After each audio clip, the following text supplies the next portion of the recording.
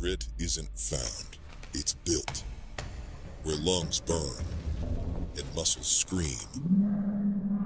Or every step, every rep, every set brings you closer to unbreakable. This isn't a place for shortcuts or excuses.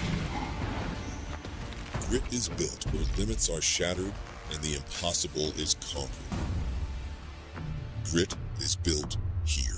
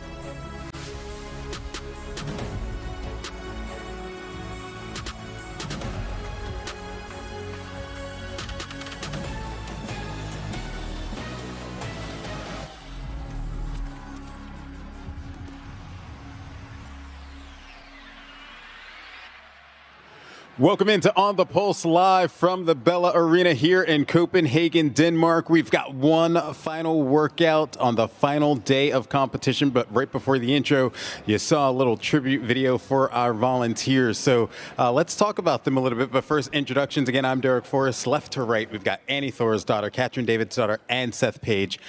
We've got a ton of volunteers here, and this event wouldn't be able to be put on without them. You guys have been athletes on the competition floor, and you're working side by side with those volunteers on a daily basis. How important are they to move along a weekend? Well, they're honestly the key for a competition like this to run, and usually it is the best people that end up volunteering for these events. Those are the people that really care, they're fans of the sport, they want to assist as much as they can, and they're literally volunteering their time to make this event happen. And they always have the best attitude. They're like, they got long ass days and they always have a smile on their face. I think they might have the longest days out of everybody. The first ones here, the last ones to leave. They are so selfless, so hardworking, and just the best people. And it's been so incredible too. There are volunteers here. I want to think about like Maggie out here. I've been at events. She's been working with us or the athletes, us as athletes. I always think about that. I'm sitting here right now. But since I remember competing. And so it's so amazing. You also start to get to know them. And just looking at, Gabby spoke about it this morning too, of like actually being on this side of it, you get a whole other appreciation for it and just seeing the work that they're putting in. Thank you. It's a new perspective. Yeah. All right, before we get to the individuals, we want to check in on the team competition. Our competition reporter, Amy Bream, has a recap or a look at day 3 with the team competition. It was another early start for elite teams on day 3, and they jumped right into workout 5 with quite a bit of synchro work between pairs. It was a there and back again chipper style format, going back and forth between gymnastics bar work, heavy worm lunges, double unders, and barbell shoulder to overhead. We're all familiar with worm lunges, but several teams took their synchro work here to a whole new level by using a very specific transition in the turnaround between lengths. This allowed them to continue moving rather than putting the 166 kilo worm down. This did seem to be a deciding factor, as nearly all of the top 5 placings in this workout utilized the transition to pull ahead. So far this weekend, we've seen quite a few longer time domains for elite team workouts, so workout 6 was a bit of a change-up with an 8-minute time cap. The workout consisted of athletes working in same-sex pairs to complete 120 meters of handstand walks, just about 400 feet, and 60 synchro single-arm devil's press. No question, this was an all-out sprint. Leah Storn out of RX Performance Krieger was absolutely phenomenal on her hands and helped lead her team to a first-place finish with an impressive time of 4:37. Elite teams are ending the day with Invictus International still in the lead, but there's still plenty of room for switch-up, especially for second and third place on that podium. It's also been a great day for our divisions on the competitor floor, who had 2 workouts to complete today, one of which included their variation of the Project 1 workout. Duos, intermediate, and scale teams will finish out their competition with one more workout on day 4. 3 days done of this massive weekend. We can't wait to see how this plays out following the final workout. All right, thank you very much, Amy. And we obviously just saw the teams on the competition floor for their final workout. And Seth, you were actually over there for the call, and you've been calling teams throughout the weekend. How impressive has it been watching them all weekend long and seeing what they were able to do? Yeah. Overall, I thought the entire weekend was a lot of fun to watch. A lot of times it can be tough to display the teams on the competition floor in a way that's digestible and exciting. And even sometimes you can leave athletes kind of stuck waiting on partners too often. But I thought the competition overall was pretty well balanced. And then today for the final, it was really cool to see each individual just hit the floor at 100 miles an hour. So they got to kind of not be hindered by anything. They got to demonstrate all their strengths and some of them their weaknesses, but the last heat specifically, super high speed.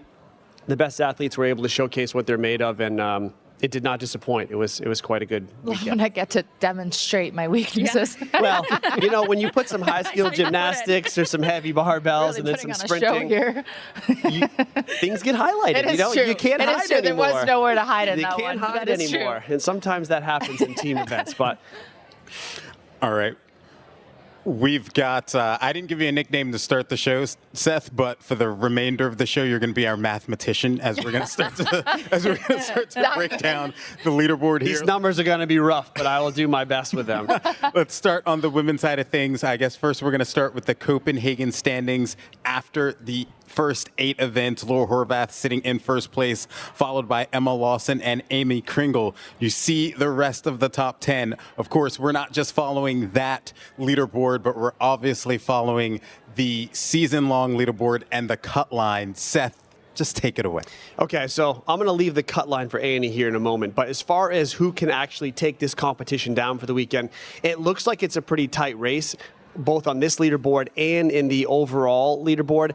However, Laura has to make a huge mistake and fall apart kind of in the final to make any room, because the other ladies that are right behind her are nearly maxed out in their potential points for the entire weekend to gain ground on her. It's very tough for them to make any sort of moves on her. So even though the leaderboard looks really tight and like you could have some switching, Laura would have to actually finish probably 10th or 11th or even worse, and those other ladies on her heels would have to finish first or second in this final to gain enough points on the Copenhagen leaderboard, which would then translate to giving them their assigned points on the overall season leaderboard. So Laura's in a good position, so it's kind of all eyes on what she can do. The only other 2 ladies that we're looking at that could make that move to win it all is Emma Lawson and Amy Kringle.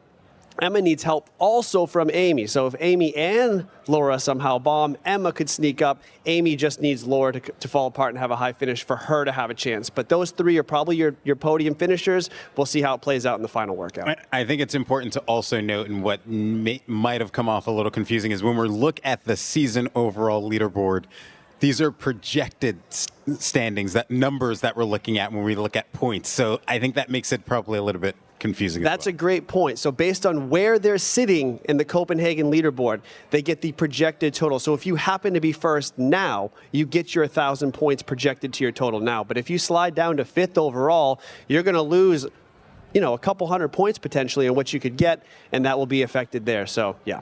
All right, so there is your season leaderboard right now. You were talking about what we were saying at the top of the leaderboard.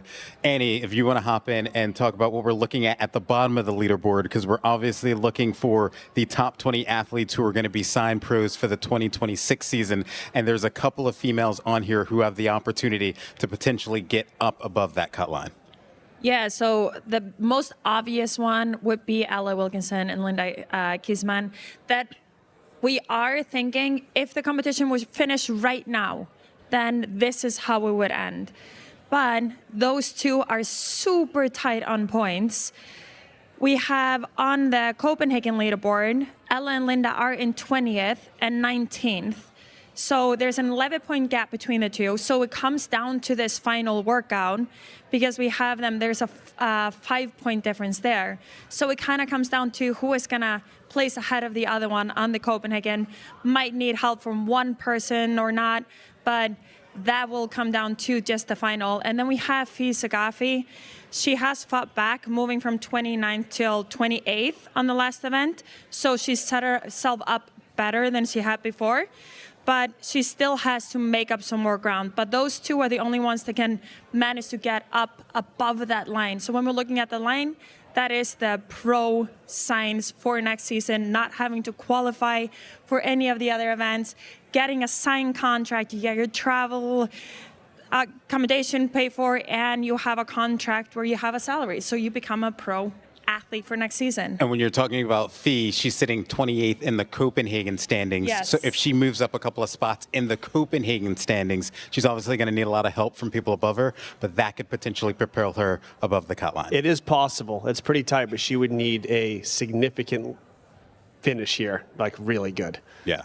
Yeah. All right. Let's talk about the men. Similar situation as well. We're going to take a look at the standings overall in terms of the Copenhagen standings first, and then we'll get to the season standings. The Copenhagen standings right now is James Sprague sitting at 676 points, 6 points ahead of Ricky Garrard, Justin Madera sitting in third, Dallin Pepper sitting in fourth, Tuda Magda sitting in fifth. Seth, we'll just have you start off once again. Okay, so this has actually become really interesting. So before I was kind of writing everybody else off, saying James is going to have, a huge lead, and it's going to appear in a second on the overall leaderboard that he does. But because you see 1 through 5 and even 6, the points are pretty tight for the Copenhagen standings. So if James were to have this sort of workout where the barbell gets to him or something happens where it's a faster workout, 7, 8, 9, 10 guys slide in ahead of him, which you don't expect that to happen to James, but you never know in something like this. He actually could get passed by a number of people on that leaderboard for Copenhagen. If that happens,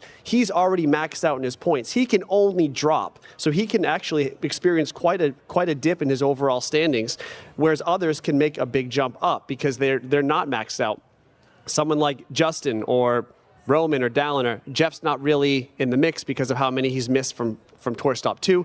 But the point is, there are a few guys that actually could win this overall still if they finish first or second, and James kind of slips a little bit in this final. But that obviously changes when we get to the season standings, overall standings, because... Well, kind of. Let's see if we can get that graphic, and I'll explain it. So with the overall standings, it's going to paint a picture that James has this massive lead. But when you have the swings, like I said, James is maxed out at 1,000 points projected for him. Let's say he ends up sliding down to, I don't know, we'll call it 10th or something like that. He's going to lose a ton of points, but it doesn't just come off his. It's going to get added to the people behind him because the projection's like a double whammy. Let's say you lose 60 points in your total and someone passes you by a couple spots. They're going to gain 60, so that becomes a 120-point swing. He needs to fall down that leaderboard quite a bit, which would be, a pretty bad finish somewhere mid-pack in this final, which we don't expect. But crazier things have happened in terms of no reps, failed reps, and all kinds of things like that he's not as safe as it appears that he is on the leaderboard. All right, and then at the bottom of the leaderboard, Kat, we're going to come to you. There's a couple of spots still up for grabs towards that cut line. We're obviously looking at Nick Matthew and possibly Colin Bossard hopping and getting into that 20th spot. I think it really does come down to Nate Ackerman and Nick Matthews, though. I think those are really, realistically looking at it, it's going to be one or the other. So I think the two of them really need to be maximizing their points here, really... I think ultimately competing against each other in this last workout, but also you never lose out on just maximizing your points. So I think it's kind of like it's a harsh reality of this when you see that cut line and you're like, one of them is going to be in and one of them is going to be out. And Andy spoke about it earlier, like one of them is going to be a professional athlete and have their contract, and that's sports. Yeah, and there's a couple people who appear to be close to the cut line right above there, but they're not really in danger just based on how the standings work. So again, this can be a bit deceiving in terms of how close the points are, but there's only so much potential to move up and down in the overall standings when it comes to the Copenhagen leaderboard. And this is why you're the mathematician for this segment. Thank I'm you, sweating you, over Sam. here. for I'm sweating breaking over that all here. down. All right, so that's going to lead us all to the final competition. Pro 9 is going to happen on the competition floor in just a little bit. For the individuals, let's take a look at the workout. Pro 9 is presented by Ray-Ban. Pro 9 is 3 rounds for time of 10 or 8 ring muscle ups,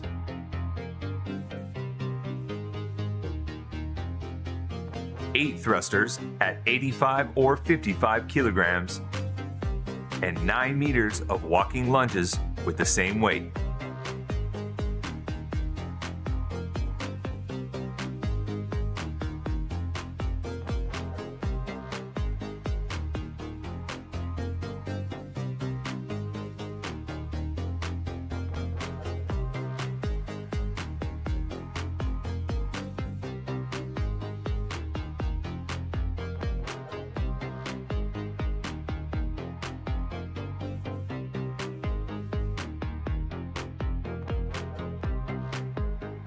There is a 10-minute time cap for Pro 9.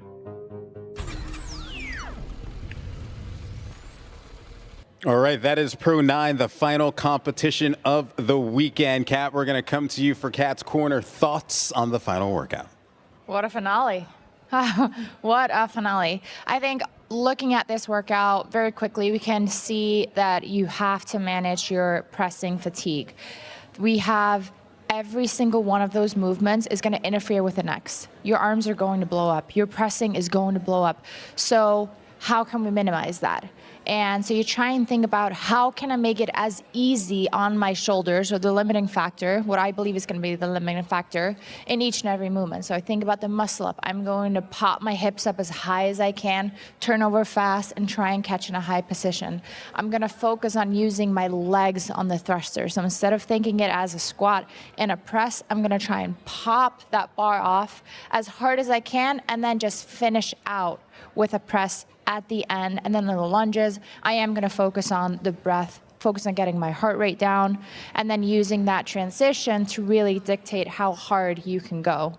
And the last one would be, do I risk it or do I play it safe? And there are so many things that factor into that. And that's what really makes a great athlete, is knowing the decision to make and the moment to take it. So I think the most common scenario would be that you start out secure. You start out very much under control, and then you decide when to push it.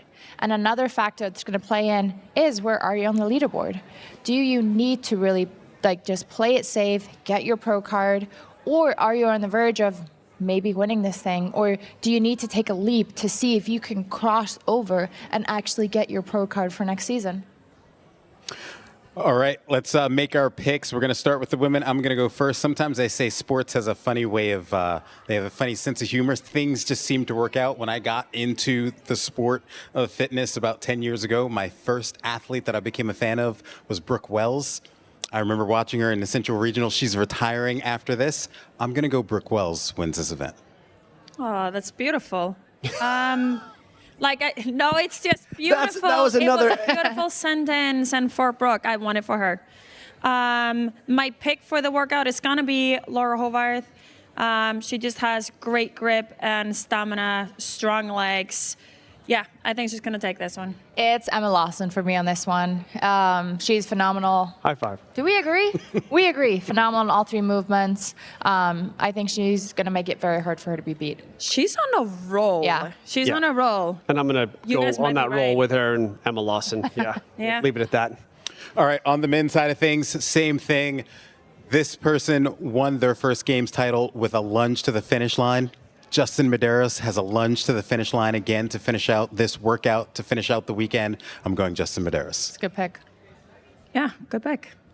I'm going with Jeffrey Adler for this one.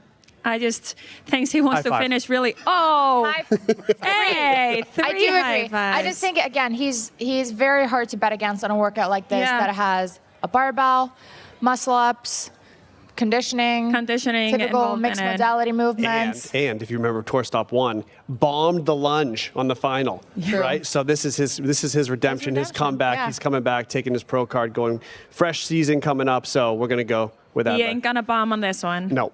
Let's All see right. it play well, out. That is enough talking. It's time to get down to business for the individuals. That is coming up next on the competition floor for Seth Page, Katrin Davidsdottir, Annie Thorsdottir. I'm Derek Forrest. We're going to send it over to Jeremy Austin and the crew. They'll have the call for Pro 9.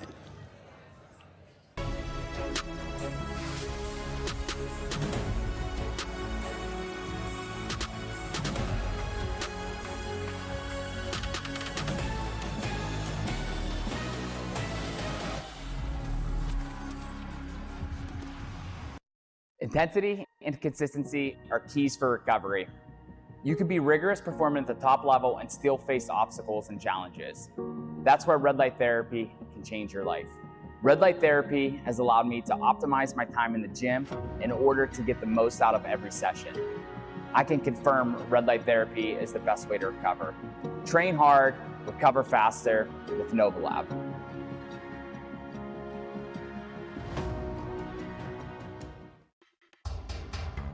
True Form Runner, the original and still the best, most effective running tool ever created. True Form changed the game forever. Challenge your skill, challenge your strength, improve your run. Don't settle for less. Demand the best from yourself and your training. American made. True Form Runner, engineered for human performance.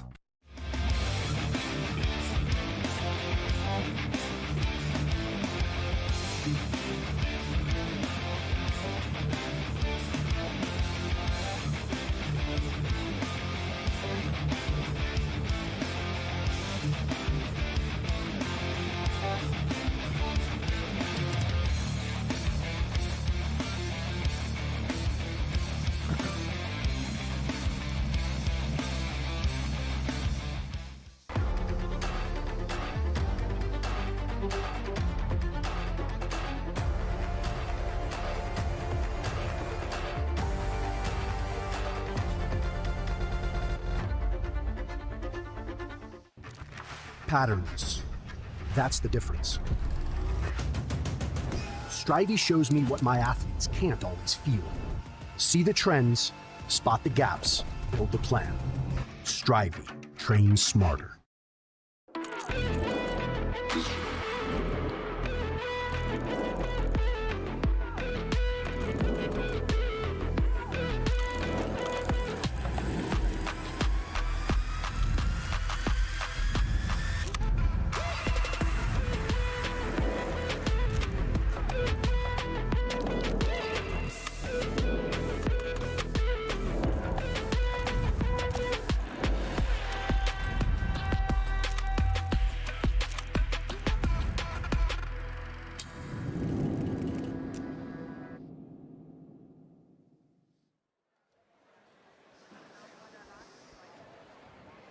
Welcome back to the Bella Arena for the final time. It is our fourth and final day of the World Fitness Finals. Jeremy Austin, Tommy Marquez, Gabby Magawa with you, and we are getting ever so close to crowning our top three for our World Fitness Finals. And we find out who our top 20 are going to be for our pro cards for season 2026. And I can't wait to see what is going to unfold in the next couple of hours. Oh, this is the culmination of the majority of 2025. I feel like this discussion for pro cards and who's going to be inside the top 20, we've always projected that and talked about that in the future, and the future is here now. We get to decide and find out who is going to earn those coveted pro cards for 2026. Exciting stuff for the teams. Invictus International doing a remarkable job. We're going to cast our attention now to our individuals, our pro men and pro women, for the final workout of the weekend. Hard to believe that there's only one workout left. You know, these weekends tend to fly by. At the beginning of the week, it feels like we have so much in front of us.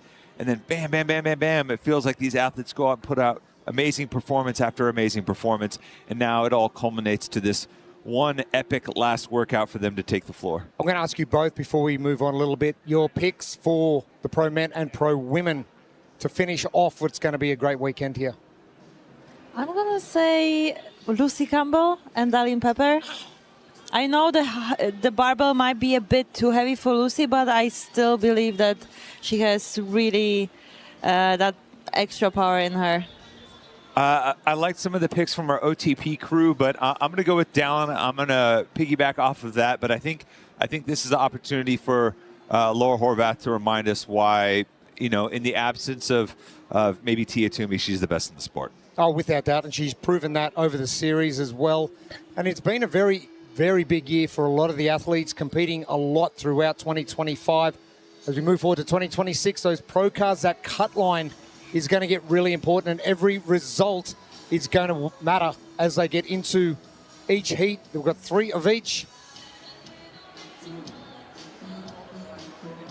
Yeah, and the race at that cut line, a lot up for grabs on the women's side. In particular, you see Ella Wilkinson holding just a 5-point lead over Linda Caseman. Fisa Gaffi also very much in the mix. Those bottom positions as far as the Copenhagen leaderboard, worth 10 points on the overall tour leaderboard. So with the tight points race at the bottom, still a ton is up for grabs. No time to let off the gas pedal, and just another way to add some intrigue and excitement into this competition. Oh, for sure. And one athlete in particular on the women's side, Hannah Black. What a 4 days she has had. Yeah, and it's been a pretty cool evolution of Hannah as an athlete, right? Pretty early on, started to catch people's attentions with those big lifts. That's one of the things that's easy for us to gravitate to. It's kind of like the Instagram type performances, It's what everyone posts. It's what everyone wants to see. So it gets the engagement. But Hannah has started to work on the other components of her fitness and her game as a whole. And I feel like we've seen new wrinkles to that at every time, every stop, every new competition. And it's culminated in a very, very cool evolution of her as an athlete and how she's performing here, and in a good spot to continue that evolution next season. Talking about next season and new athletes coming to the competition, one of those is Gabby Magawa that I'm excited to see on the floor. Oh, I mean, that's so nice, Jeremy. Thank you. I mean, what can I say about Gabby that hasn't already been said already? But we're going to miss her in the booth because I know she wants to be out there on the competition floor. But this is Pro 9 presented by Reband, and love to know how you would strategize this one. Just thinking about the end of a very tough weekend of competing and what's going to put you in the best position. Oh, it's really hard and tricky workouts when it comes to reps, because it kind of invites you to go unbroken, but I don't necessarily think it's a good idea. I would try to hold on the rings for unbroken sets, but I would keep the 2 sets on the barbell just to give my shoulders and press a little bit rest before the lunges part. The sticking points, we're going to find out where that is. It's going to be different for different athletes, obviously. yeah, I like Gabby's strategy, right? Because you can take that calculated break maybe right before the last couple, so you can go from the thruster, the last rep, directly into that walking lunge in that rack position. So we've seen some walking lunge in final workouts of competitions, and they're always exciting, and the crowd, no doubt, is going to get right behind all of our athletes. We get to our final 6 heats of the competition. Plenty of flags flying as well. As we're getting so close to Christmas, we're about to bring our first pro women's heat onto the competition floor for the final time. Maribel Gallardo, Málaga, Spain. Amanda Fisher, Georgia, United States of America. Vivian Marie Christian, Soltau, Germany. Noortje Bleker, Spanbroek, Netherlands. Elena Carratalá, Villarreal, Spain. Emily Rethwell, San Diego, United States.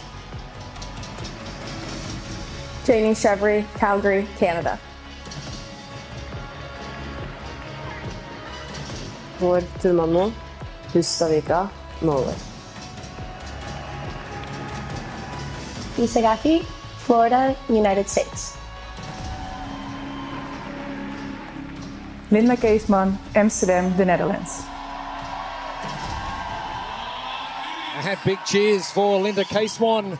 Linda Keesman sitting in a very dubious spot. 20 pro cards up for grabs in 2026. Visa Garfi around that cut line as well. Anxiety levels increasing. Visa Garfi is one of those athletes. Never discount. She did mention earlier when asked about the lingering shoulder issue, if there was anything else that was going to potentially give her some issue, she pointed to the finale. And Linda Keesman, right now, just outside one of those spots, going to have to make a move here.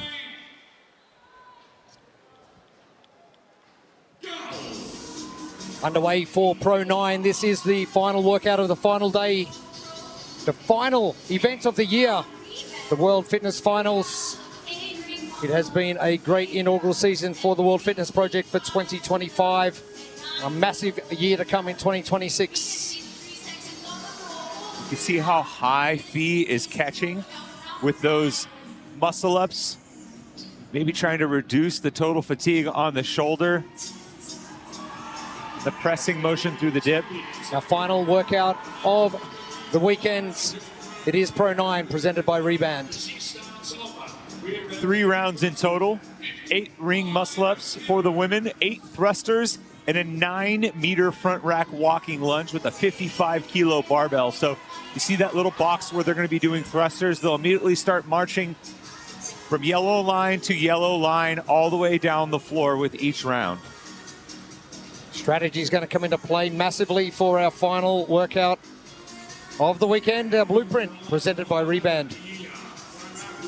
Well, if you're going to win this workout, I think you're going to be looking at 1 set each. You may add a break in there strategically, but I think the best will be able to maintain some level of unbroken on this.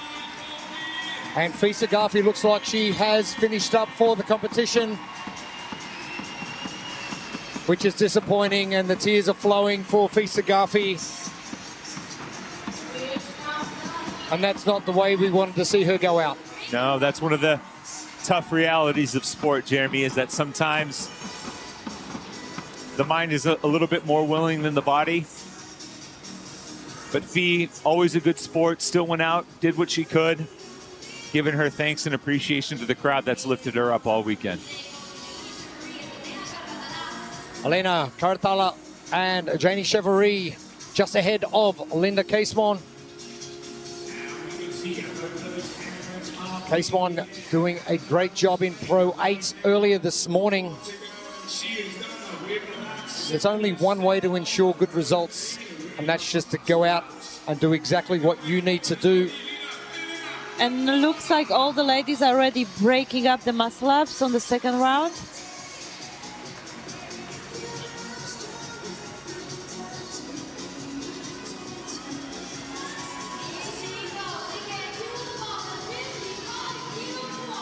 Elena Karatala. Shop the limited Reband WFP collection for athletes who demand more. Just scan the QR code on your screen.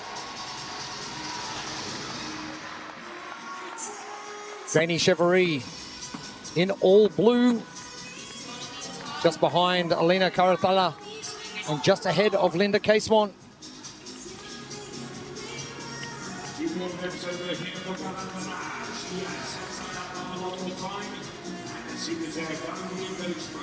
Eight thrusters, 30 feet of the walking line. Elena Karatala about to get started for the second round. 10-minute time cap. for our final workouts of the final day of competition. Gabby, talk to me about coming to the final day of a competition. Everything hurts, muscles are sore, you're tired, you can't get enough fuel in. What drives you to continue to put out good performances? I mean, maybe the thought that it's almost over and everyone feels exactly the same, and I always believe that everyone is hurting, everyone is tired, but I can go through this. Karatala onto the third and final round of the muscle-ups. Janie Chevrolet is next.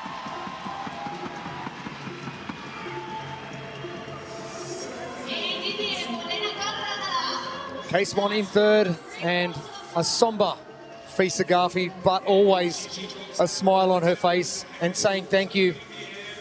It's got to be emotional. It's tough because that's not just the end of her competition. She was in the hunt for a pro card, and it looks like that's going to prevent her from ultimately hitting that goal. But and that will be a great workout for Fee. I mean, but like it's very important to know where to say no and where to stop instead of just hurting yourself. Sometimes you've just got to take that hit and look forward to season 2026. Elena Karatala. Janie Chevrolet making a move. Karatala, her second round. Split up into 3 sets for the thrusters. This one won't be 3. Janie Chevrolet moving well with this load. Remember when this used to be heavy? Heavy for the guys too. Yes, that's what I mean.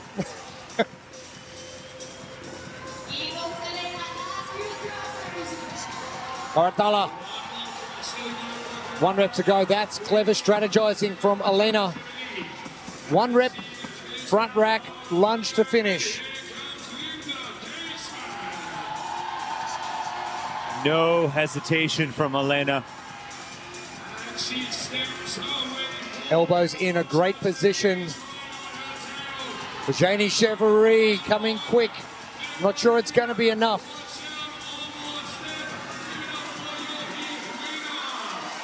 Elena Karatala, 6'12". Chevrolet, she's had a great weekend and grown in confidence over both tour stops. And a great way to finish up your weekend, right? Like, she, in the last 2 workouts today, has been competing, fighting in the mix for the top spot in each one of her heats. She can't control what comes later on in these next 2 heats, but she can control how she competes within the framework of this heat, and she's done a great job at that.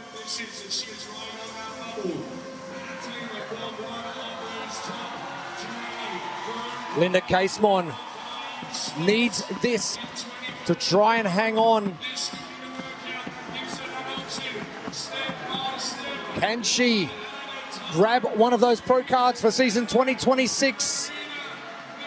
We won't know till all the results pan out, but Linda Casemon finishes up in 7:12.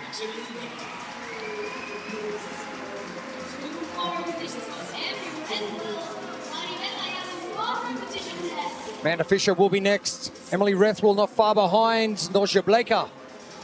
A couple of reps to go. Vivian Marie Christian, the far right in the white and black. And Maribel Gallardo about to finish up just ahead of Emily Rethwell. Amanda Fisher happy with that finish.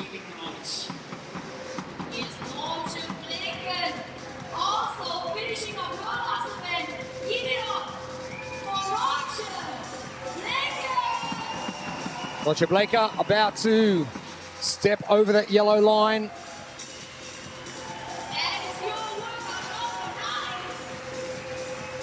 Vivian Marie Christian. She'll get a big cheer as she comes over the line.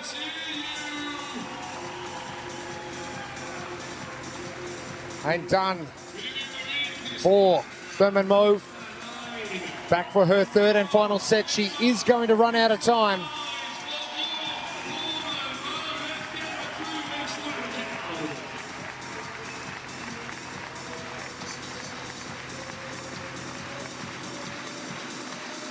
Again, a great crowd in here in Bella Arena, cheering athletes all the way through to the final seconds. Good to see a smile from Vor. I know this weekend hasn't gone to plan. And she knows it. But she has really been exemplary in how she's shown up at each tour stop, how she's competed and qualified for that pro division each time. And I think her and the rest of the Norwegian contingent have definitely put the rest of the world on notice about the talent and capabilities of their crew coming out of the Krieger training camp.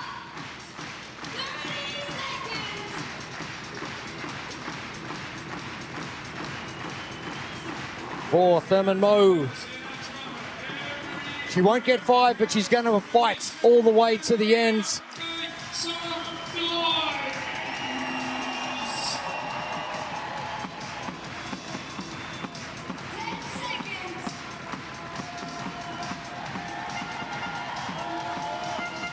The final rep for Thurman Moe. And gets 2 on her last sets. And that will wrap things up for our first heat of our pro women for workout number 9.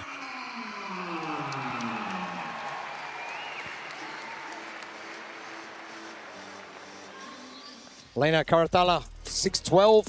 Janie Chevrolet in 6'17". Well, this is our first look at this individual finale in Pro 9.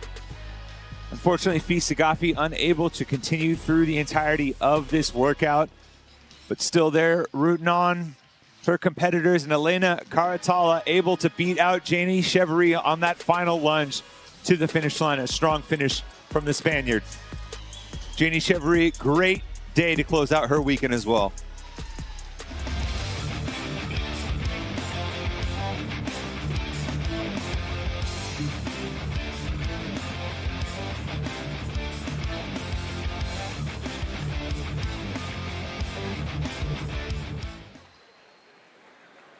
Impressive performances from our women in our first heat. Two more heats to come before we wrap things up for our women's competition. Let's head down to the competition floor. All right, we are down here on the competition floor with Elena Karatala. I'm going to be talking in Spanish. Elena, felicidades estar aquí y ganar tu último hit. Elena, congratulations being here and winning that final heat. ¿Cómo te sientes? Me siento muy feliz de acabar así la competición. Ha sido dura, pero bueno, aquí estamos para afrontar lo que se nos presente. Y nada, no tengo más palabras que decir que estoy muy feliz. Estoy agradecida también por toda la comunidad que se ha creado en estas finales y por los míos que han venido a acompañarme y los quiero un montón. What Elena is saying, she has said that she has been enjoying every single moment to hear the community, and she thanks all her friends, the competitors, and all of this crowd for this amazing vibe. One more time, ladies and gentlemen, give it up, Elena Karatala.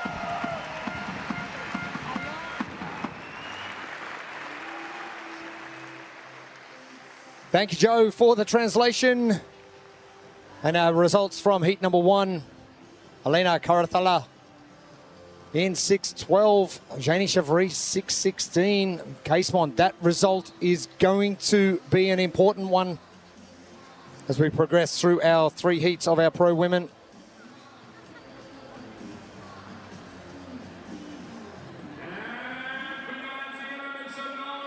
Heat number 2, about to take the floor.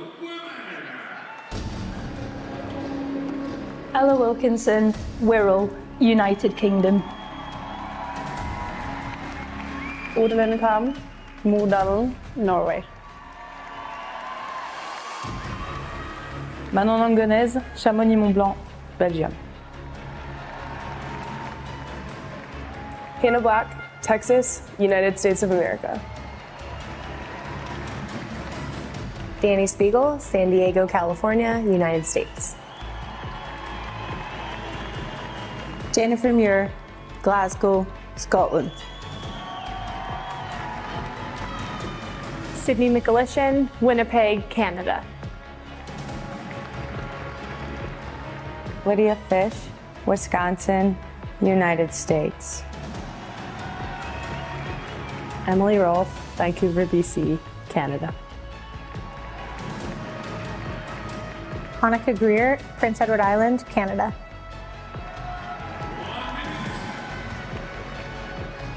We are getting to the pointy ends of the competition.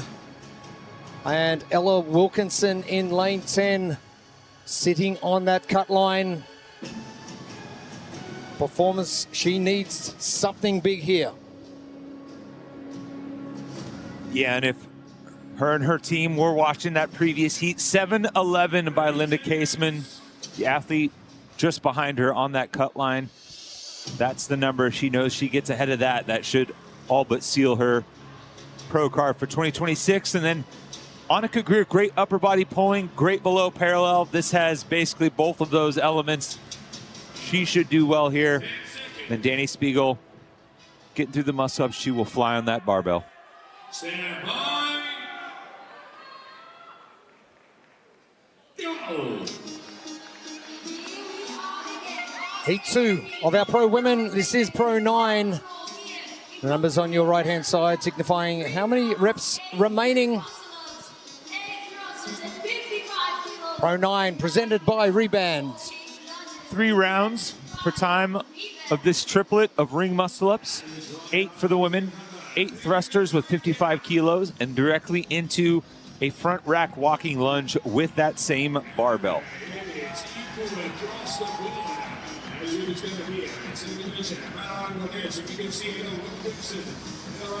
Another athlete I think will do well here, Manon Angones. She's been squarely in a position for a pro card, but you think back to Mesa, the finale there, a mixture of ring and bar muscle-ups and a heavy barbell for reps. She actually won that workout. 100-point performance from her. I think she has an opportunity to back it up again despite dealing with some injuries here.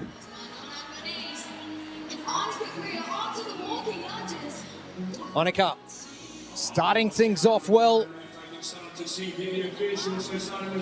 A shorter range of movement for Annika Greer. This is going to be a massive benefit. First round complete already in 1:20. And jogging back to the rings, wasting no time for transition. I don't think you've got a chance to rest on this. You need to go, so cutting down that time on transition's got to be imperative. I mean, it's only 3 rounds, right? And Annika has such a good perspective on things. For the majority of her career, it's been marked by some near misses and some moments of disappointment. And she's been able to enjoy some successes this year because of the work that she's put in and her resiliency. And I actually chatted with her at breakfast a little bit, and she, was quick to admit, hey, it's been an up and down weekend for me so far, but there's a lot that I like in this final day, so I'm going to go out and attack it.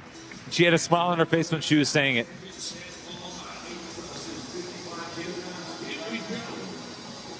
Greer well in the lead. Manon Agones. Sydney McAlishan coming forward, as is Lydia Fish. Lydia Fish got one more surprise for us. Something to keep our eyes on. Uda Lundik-Vam. Ella Wilkinson is in 20th. Uda is in 19th in that race for the pro card. Her spot is not secure, so she has to pick it up here just a little bit.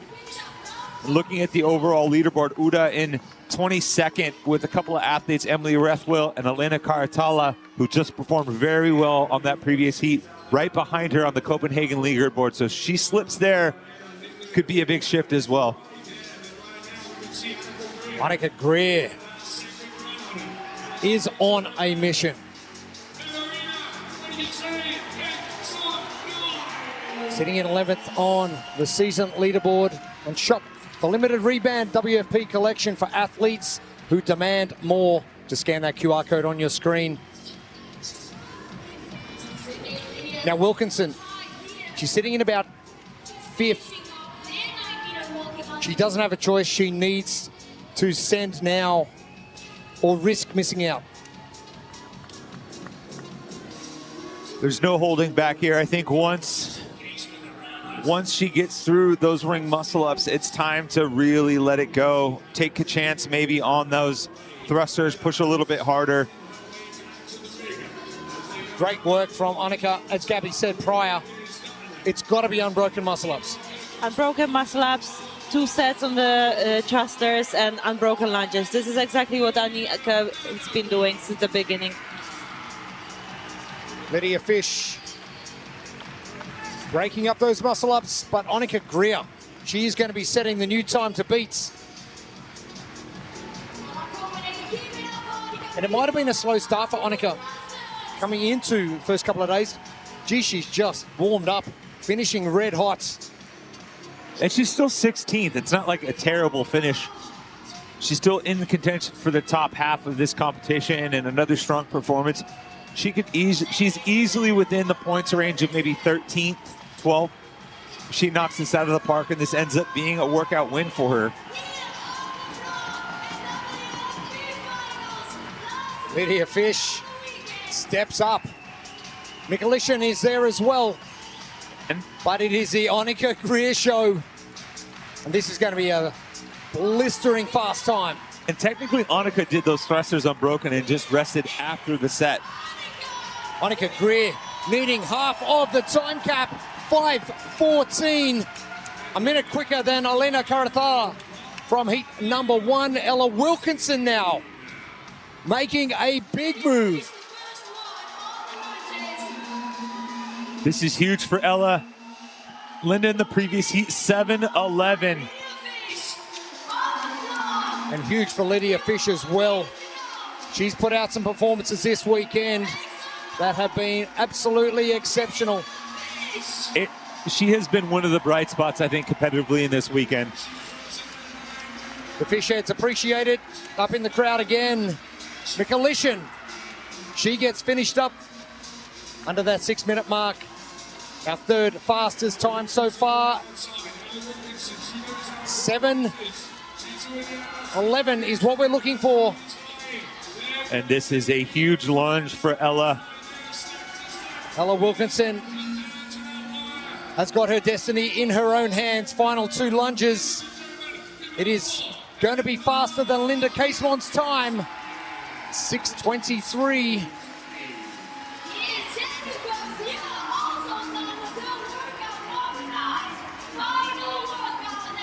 Anna Black is going to finish off a great weekend as well.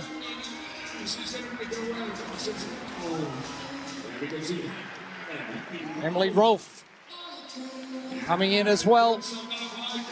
Danny Spiegel, Ura Ludekvam. Our final 2 women from heat number 2 on the floor. Danny Spiegel with the final lunge coming. 2 rounds complete for Ura Ludekvam.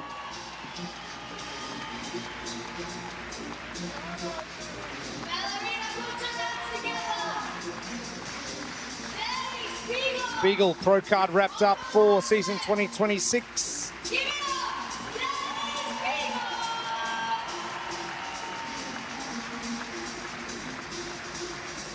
Tough old finish for our women. You look so excited, Gabby, to get out there. It's going to be so fun.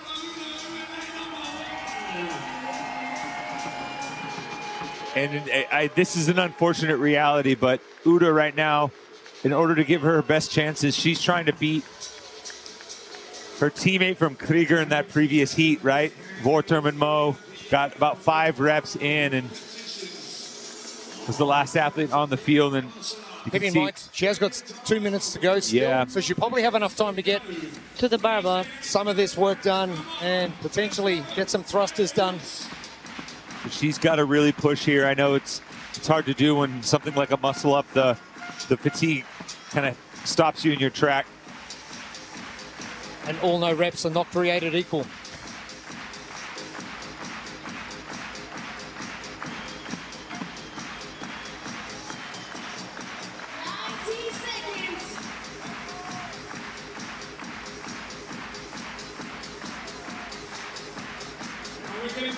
Ura Ludekvam, Team Krieger.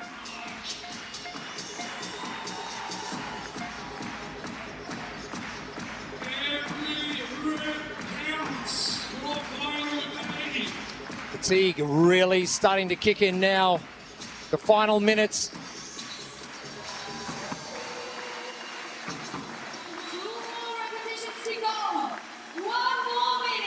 That rep should put her ahead of Vor in the previous heat. She's going to need every single point that she can get. Still one more heat to come. Across this weekend, she was sitting in 22nd. Just 6 points ahead of Emily Rethwell, who finished this workout in the previous heat. 25 points ahead of Elena Karatala, who also did really, really well. Ura Ludekvam.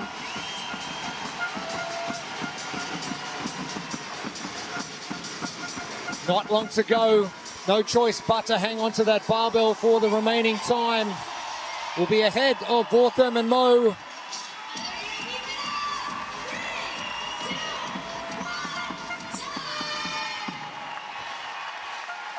And time is up for our second heats of our pro women.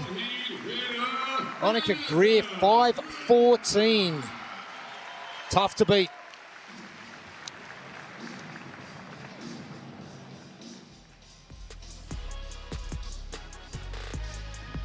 Well, it was a grooved pitch for Annika Greer. The Canadian from Prince Edward Island came out swinging in that first round.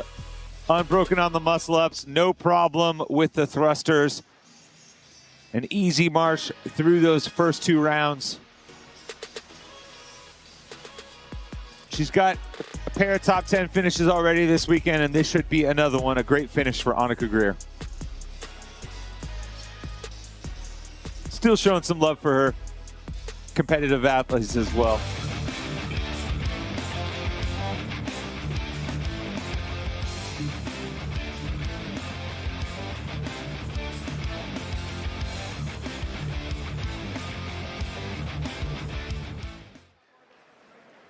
A very quick heat number 2 of our pro women, Annika Greer with 5:14. She is standing by with Lauren Smith. Annika, you came into the weekend kind of unable to test, a few things going on at home, and you had to come into a competition as big as this, and it's like you've just got better and better and better. Now you reflect on it, how's that journey been? Ooh, big question. Yeah, I mean, it's been a long 4 days. It feels like I've been here an eternity, but the way these events worked, my worst ones were all at the beginning, and I knew I just had to, stay mentally okay through those, knowing that I was coming in unprepared, and even if I was, they still weren't going to be amazing for me, and then just trust that I could kind of build as I went, and that's what happened, and, this one was fun. Yeah, no, it's been good. I think there's a lot of things that I can be proud of. Even if, I could have maybe done them better, there's still a lot of positives I can take away from this that'll, help me grow and make 2026 even better. I love it. I saw you have a little bit of a debrief with Lydia Fish on the finish line. What was being said? Oh, you're talking about how we're cramping, trying mid-workout, trying to run, but I knew my boyfriend and my coach were watching, being like, she better move her little legs back to those rings. And so I was like trying to shuffle back, but my legs are cramping. We're all just kind of a mess at this point. Well, where you are in the overall standings, you secured a pro card for next season. Does that ease anything when you think about your year ahead? What does it mean to you? No, it definitely does. And I mean, I set the goal this year to make the games and get a pro card, and I went top 10 my rookie year and I got a pro card. So it feels really good to have a successful year and not end on a heartbreak for once. It's a big one. But these qualifiers to get to these events were really hard. And honestly, it was harder to qualify for each tour event than even make it here. And so not having to worry about spending a week and a half just dedicated to doing qualifiers for this is a big relief, and we definitely worked for it. That you did, and we cannot wait to see you back here next year. Thanks so much, Lauren. Thanks, Lauren. And thank you, Annika. And a great performance over the weekend and progressively getting better. And it's exactly what you need to be doing. Our results from our second heats, Annika Greer, 5:13 in fact, our official time. Ella Wilkinson, that time of 6:23 is going to be important. And Uda Ludekvam not finishing, but it is going to come down to reps and where she does end up sitting. Our third heats of our pro women will be coming up in a little while. We're going to cast our attention to our first heats of our pro men coming up. Cut line looming for our gentlemen as well. Our top 20 getting pro cards for season 2026. Wowza. Yeah. Nate Ackerman on the heels of that last workout, able to move ahead of Nick Matthew into that 20th position. He's got himself a decent cushion now and a decent cushion over Nick as far as the Copenhagen leaderboard is concerned. It's going to take some heroics from Nick Matthew and Colin Bosshard to be able to catch Nate Ackerman. BKG holding solid in 19th. Chris Ibarra as well. Those three athletes along with Ty Jenkins and Jeff Adler. One more workout to secure their spot. It's been a massive season so far. Tour Stop 1, Indianapolis. Tour Stop 2 in Mesa. And our World Fitness Finals here in Copenhagen, Denmark. It'll be a massive season for our athletes. Been a massive season for our crew as well. And plenty of people coming out to Bella Arena.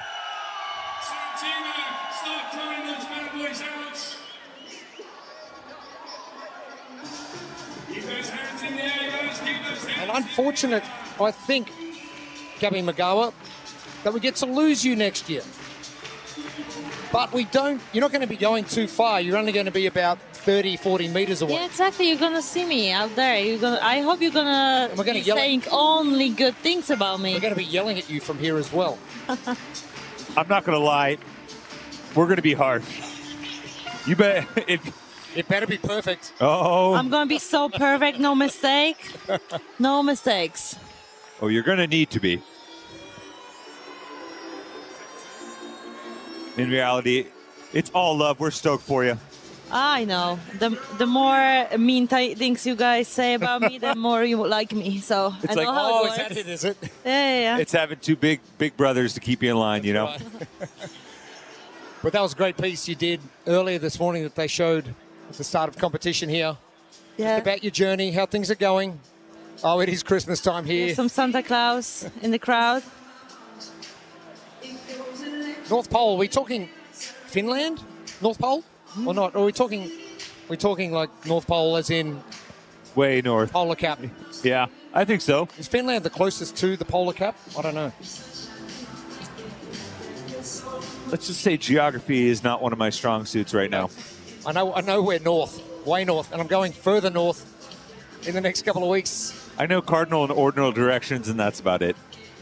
I've been chatting to a few of the Krieger team, and they're going, you have to come to CrossFit Oslo and come and train with us. So I've been fortunate to drop in there before. It's an awesome gym, a great community, wonderful city.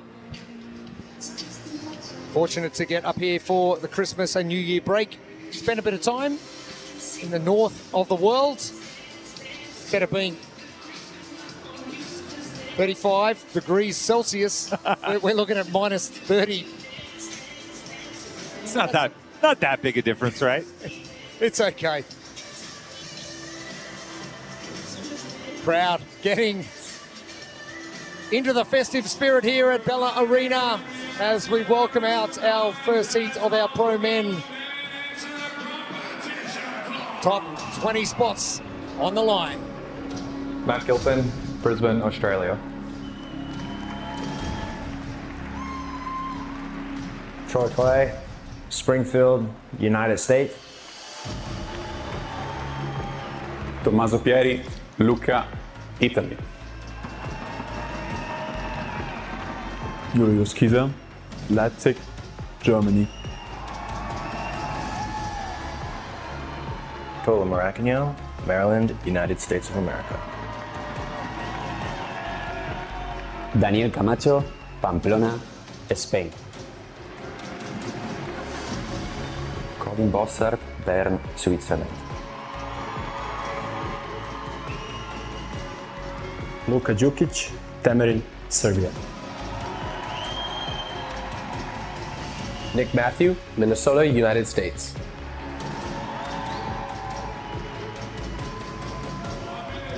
Heat 1 of our pro men taking to the floor our Lena Simons.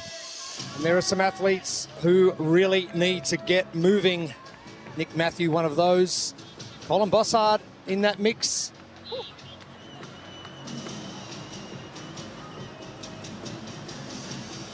Colin Bossart is going to fly on these rings, and he's shown some improvement on the barbell movements, finishing that heavy clean workout yesterday.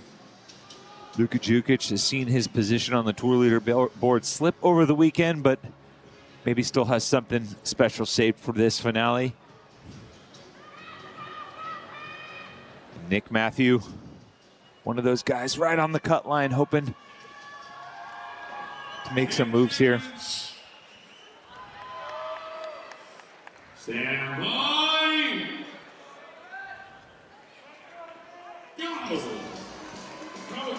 Underway for our first heat of our pro men. Monica Greer getting it done in 5:14. What can the gentleman do? This is Pro 9, presented by Reband. Well, they're on round 1 of 3, 10 ring muscle-ups, 8 thrusters, and a 9-meter front rack walking lunge. Both the thrusters and the lunge with an 85-kilo barbell. Time cap of 10 minutes. I'm assuming all the gentlemen are going to be going unbroken muscle-ups as they go along. How do you monitor, how do you keep your heart rate down and your breathing under control when you're going through such a quick movement? Let's get to the blueprint first, presented by Reband. Well, I think it starts with how you approach the workout. I think you have to have the mindset of this is an unbroken workout. One set of each movement is all it's going to take to try and win and have a top time. Even if you have to take a break here or there and adjust, but still that mindset of this is unbroken, I have to stay as close to that as possible, I think is where you need to be. And then you're going to have to take a shot. This is your last chance, the final workout of the weekend of the season of the calendar year. No holding back. Nick Matthew doing just that, and I think he's going to either throw it all on the line here and just see what happens. Nick Matthew needs a big result here, and staying ahead of Colin Bossart is going to do him wonders. I mean, he's one of the strongest athletes in the field when it comes to the barbell. That's not going to be an issue for him. It's more about how can he maintain his cadence and his pacing on the ring muscle-ups and not taking too big of a break between each round. So getting back to my question about keeping your heart rate and your breathing under control post muscle-up. You should take the walk, the transition to the barbell as the part when you regulate your breathing, because it's gonna hard to do that on the barbell, but on the barbell you have to release the breath on top of every rep. As the barbell moves down the floor, are you still walking back through your transition, or are you starting to make a little bit of a jog? I feel like after last second round, you can jog back to the rings. Nick Matthew breaking up his muscle-ups. 8-2, Bossart just ahead. Nick Matthew. Will that extra break be assisting him as we get in later on? He's got the hands on the hips already, now on the knees. Bossart getting to work. As far as visual cues, doesn't look like that's going to bode well for Nick. He's going to have to pull something out from deep down in that place no one likes to go, that dark place. Shop the limited Reband WFP collection for athletes who demand more. Just scan the QR code on your screen. Nick Matthew, Colin Bossart are battling for the lead in the first of our pro men's heats. Bossart taking a break. The lunge is about to get started. Nick Matthew, as you said, Tommy, the visual cues are not painting a good picture for Nick Matthew. And he's now broken up this set of thrusters twice. After going unbroken on that first round, breaking it up twice. It's possible that the juice wasn't worth the squeeze on that first round. Nick Matthew, Colin Bossard. Bossard on the left, Matthew on the right. And are battling their way down the floor. Nick Matthew's going to finish first.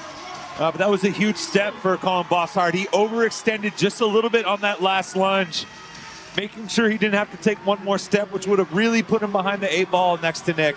Bossard, little bit of a shuffle just to let Nick Matthew know where he is. Well, that's big too, because Colin's advantage in this workout is on the ring. So if he can keep pace with Nick on a movement that should favor Nick typically, and then begin to expand upon that lead on the rings, that's just a huge mental boost. Will the barbell start to break Colin down a little bit more? Will Nick Matthew be able to bounce back for the final lunge and the final thrusters?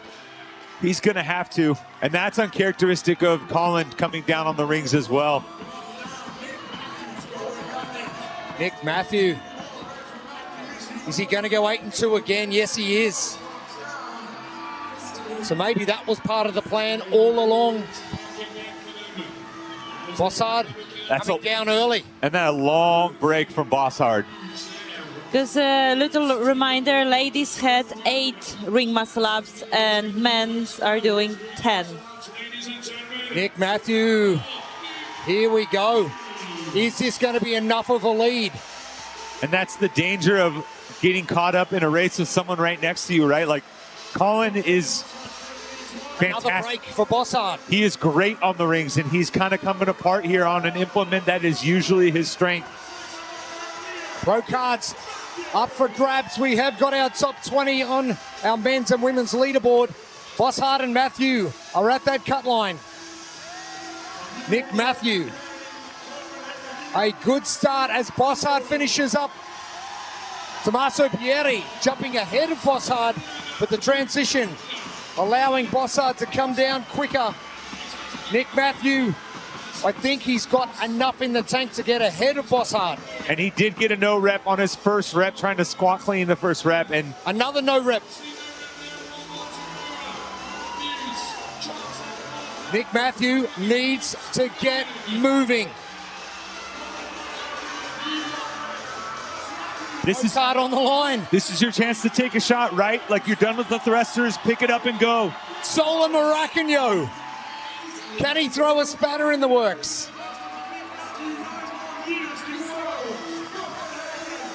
Nick Matthew, so close yet so far, 5 meters. His destiny in his own hands as well. But Nick Matthew doing everything possible to give himself every chance for one of those pro cards for 2026.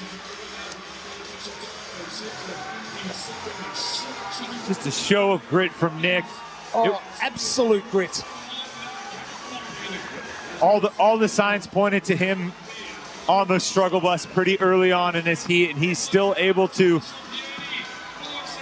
push back against Colin Bossard and hold on to win the heat. That's, regardless of how things shake out, that's some great, something to be proud of. Bossard finishing up 7:32. We'll have to keep our eyes on that for the following heats. Tommaso Pieri, another great weekend from him.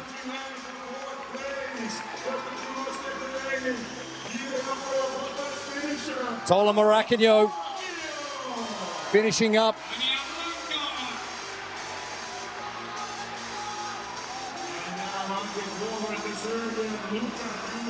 Tola outside that top 20. Troy Clay, one of our last backfills, but finishing strong. Luka Djukic, he is done as well.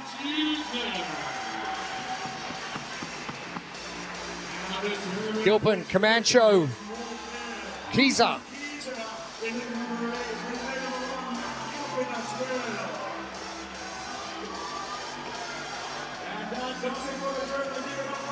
Our first good look at Julius Kieser from Germany. A good season for him as well. Matt Gilpin, the same. Part of the training think tank crew in Atlanta, Georgia.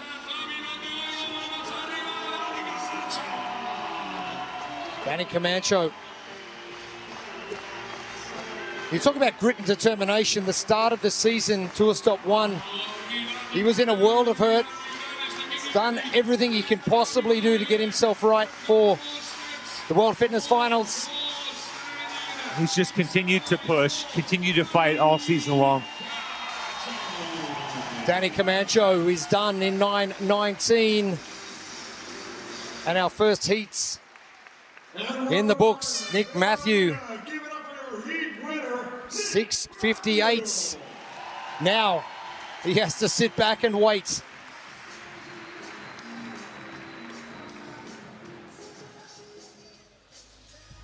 Well, it was all on the line for Nick Matthew, Colin Bossard. Two men on the outside looking in as far as the pro card is concerned, and they were the two men pushing the pace through the first two rounds.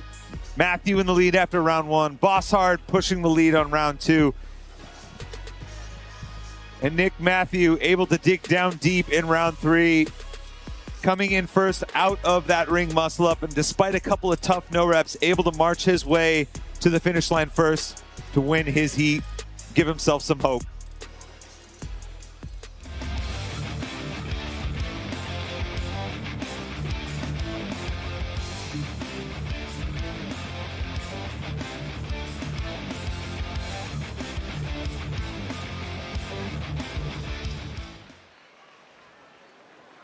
Our first heat of our men completes. 7 minutes in the books.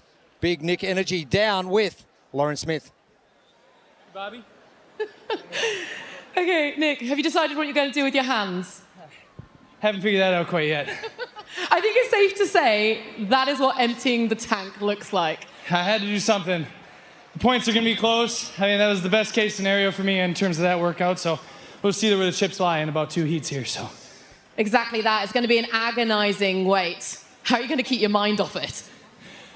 You know, just, I mean, sit here, talk with the guys, just reflect back on what I did this weekend. There were pluses and minuses. It's been a roller coaster, but it is what it is, you know? We're just here fighting. What are your main takeaways? I mean, that's really a loaded question right away.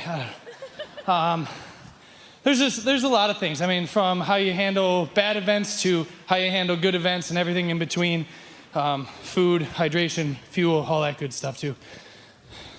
If you can take away a memory from this crowd and the noise that they have made and how they got behind you over the course of the week, what's it going to be? I'd say it's amazing that, like, the community, it doesn't matter how good or how bad you do or how you feel internally, you guys still show up for all of us and cheer us on, and that's super exciting. So it's because you make it exciting for us. Great job out there, and we can't wait to see you, fingers crossed, for the pro card next season. Yeah, hopefully. Thank you. Thank you, Lauren. Nick Matthew, like, that was, I don't think he could have done much more. Yeah, especially given how he looked after that first round. You could tell he was really digging for anything, and the end result, sub-7, heat win. He should, in very least, be able to appreciate the effort there because he really gave it his all. Nick Matthew, Colin Bossard, all sitting around that cut line for our 20 pro cards for 2026. And it's interesting that the 3 podium spots are important, but also those 20 pro cards just as important. Our second heat of our men. They're up next. Nate Ackerman, Illinois, United States. Björgvin Karl Guðmundsson, Stock City, Iceland. Chris Ibarra, Kansas City, United States. Ty Jenkins, Missouri, United States. Jeffrey Adler, Montreal, Canada. Patrick Vellner, Chelsea, Canada. Travis Mayer, Atlanta, United States. Aniele Kai, Zarauz, Spain. Jelle Hostel, Isehem, Belgium. Jack Farlow, Waterloo, Canada. Elena Simon's coming up. What a weekend for Jack Farlow. Starting in the Challenger Division, Tour Stop 1, and look where he is now. Yeah, I think Jack is one of the sterling examples as to why this season-long approach has value for athletes. If we were just talking about one event, well, then he wouldn't be in the conversation as far as pro cards, as far as a contract, because of how he finished in Indianapolis. But he's had a great weekend here and is now squarely in line to get a card, and he's in the top 10 for this Copenhagen event as well. Nate Ackerman, the guy holding on to that last pro card as well. He's been resilient in the midst of this very heated race with Nick Matthew and Colin Bossard. We saw Travis Mayer just a second ago showing he's got plenty of fight and fitness left to contribute and give to this sport. Positions important as we get underway. We'll keep an eye on that time from Nick Matthew at 6:58. Nate Ackerman's time in particular.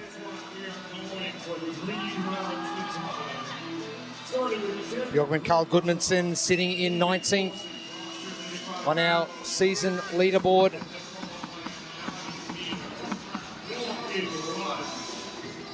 A lot of athletes choosing to break it up already.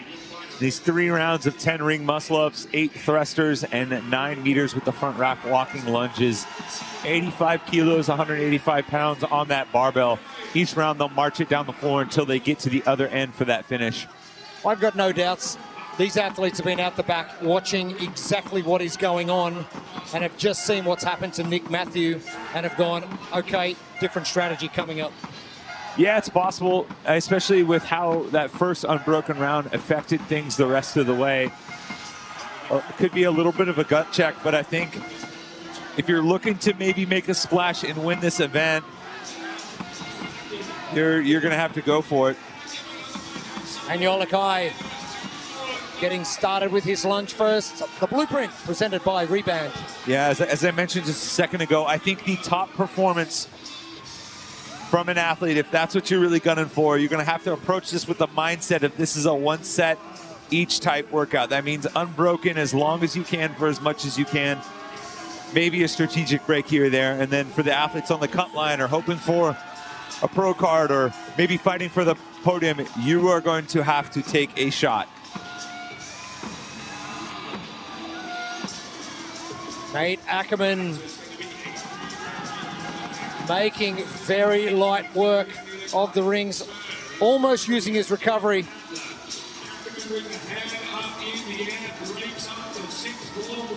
And he is so capable on the rings. That is definitely a strategic approach. He could easily go unbroken, but choosing to take that smart break. I don't know if he necessarily needs to be concerned with winning the workout overall. Just having a strong performance. He knows what Nick Matthews' time of 6:58 is, and he needs to just stay ahead of that. Adler striding forward with Nate Ackerman in lanes 8 and 10 to the right of your screen, and Yolakai in lane 4. And that's a good visual cue of where you need to be, right? If you're Nate Ackerman and you're like, I'm trying to hold on to a spot, and you march out of that rig and you look to your right and you see Jeff Adler, you're going okay. You're like, all right, I'm okay. Things are good. This is fine. Everything's fine. And if you're sitting there and you're mixing it up with Jack Farlow with a barbell, you're doing okay as well. Good company to keep. Ackerman strides ahead of Adler. What I think is telling too is that Ackerman's breaks are very short. When he does break it up, it's a couple breaths.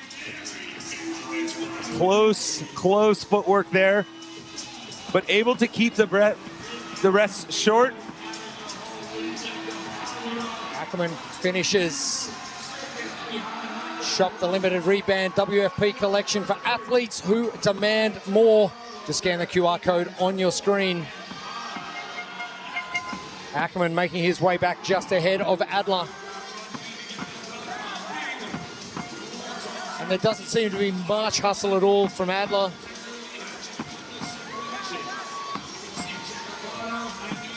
I don't know if you hear, someone brought a drum into the arena and has given a little added push to these athletes throwing a drum beat their way. Thought it might have been a Zach or Percy mix on the DJ booth. They've been excellent this weekend, keeping everybody locked in with some good tunes. Adler, Ackerman, Adler continues. Oh, Adler. He is going to go unbroken with this final set of muscle-ups. There you are, youngster. Wow. This is how you do it. Yeah, I think that's a little bit of situational awareness from Adler, knowing that he's been back and forth with Nate, seeing Nate come down from the rings, deciding, hey, maybe this is where I should push, give this youngster a little taste of what's to come. But Jeff, to his own admission, said, I'm going to be trying new things this weekend. That could be just one of them as well. For sure. He's a great squatter. Great with the leg endurance and strength. He knows that his spot inside of the top 20 is secure, so maybe I can push somewhere like the rings that I normally wouldn't. Nate also knows that Jeff's spot's safe, so he doesn't need to go chasing him. He just needs to chase that time from Nick Matthew. Yeah, but Nate's definitely still aware of what Jeff's doing, taking a peek over his right shoulder. Because for Nate, too, an athlete with aspirations beyond just this season, this is an opportunity to test yourself against arguably one of the best in the sport. And Yolakai to the left of screen. Jack Farlow in the blue shirt. Jeffrey Adler and Nate Ackerman, your first four. Chris Ibarra in the background in the dark blue shirt. Jeffrey Adler about to start his lunge. But he's out. And Yolakai. Adler, can he speed up? It is going to be a race to the line, and Yolakai with a big, long strides. The Spaniard. Oh, yes, sir. Adler in second. And Yolakai, what a comeback. That was a huge push on the final barbell. Credit to Agnol for recognizing the moment and seizing that window of opportunity. Farlow in as well ahead of Ackerman. Ty Jenkins is going to battle. Jenkins is going to get there first ahead of Ackerman. Oh, that last set has really slowed Nate Ackerman down. Good news for Ackerman, though. 6:43 unofficial puts him ahead of Nick Matthew in this workout. BKG, he's about to finish outside that time of Nick Matthew as well. And it was subtle, but Ackerman changed up his stride length on the last few reps. He was overextending as he crossed the halfway point, trying to reduce the total amount of steps, but once he realized I'm not going to make it, a couple shorter, choppier steps, that you can have confidence you're going to finish. Ibarra finishes his weekend. 7:24. Pat Vellner will be next.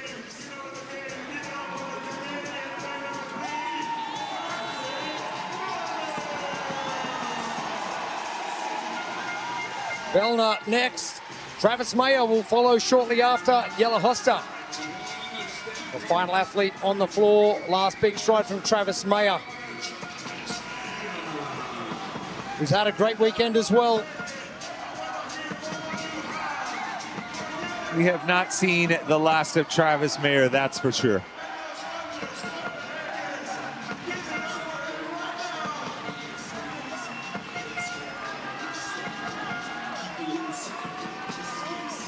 Agnol, talk about taking opportunities.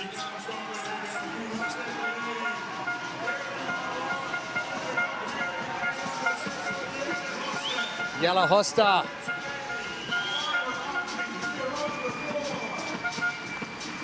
Those big, long strides from the Belgian. Starting to shorten up a little. Jelle Hosta, done. About 90 seconds to go.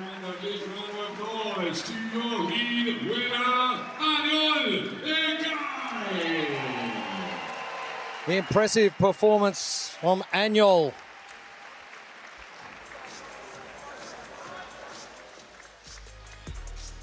And an impressive performance for sure from Anjol Akai, because he wasn't the athlete leading from the outset. Early on, it was Nate Ackerman and Jeff Adler going toe-to-toe, but in the past, we've seen Anjol come out hot and start to fade. That was the case for Nate Ackerman, as he just couldn't quite keep pace with Jeff Adler, who took a chance on that last muscle-up. But Anjol came from behind on some unbroken barbell sets and snags the heat win.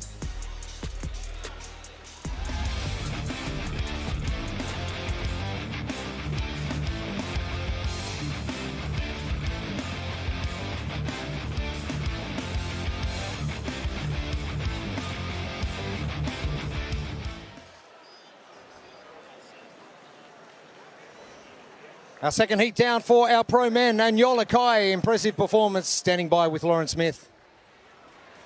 Anjol, you called it at the start of the week that this was going to be your workout. What's it like when it all comes together?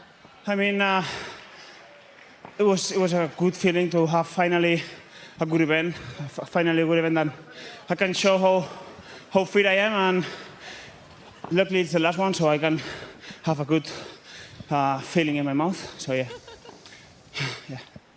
This entire season, you fought through the challenger and the qualifying divisions to get into the pro, to now be sat here with a pro card in hand, and one of those 20 that gets a contract for next season. How important is that for you? Well, I mean, financially, it's very important because it's a really big deal, and I was looking forward to it since the beginning of the season. And then it's also, like, in a personal way, to show like I can be into the top 15, top 10 guys in the world during the whole year, not only one competition. It's even more important to me, not only to myself, but also to my people, that they really support my journey. And yeah, that's the more thing, you know. It's not been the best weekend of the year. I thought I had some shots and I couldn't take those, but it feels good to finish like this. And we will undoubtedly see you taking those shots next year. Amazing work out there. Thank you very much. Thank you, everyone. Thank you, Europe. Gracias a todos, España. Gracias a todos y eskerrik asko. Y nos vemos. See you next year. Bye-bye.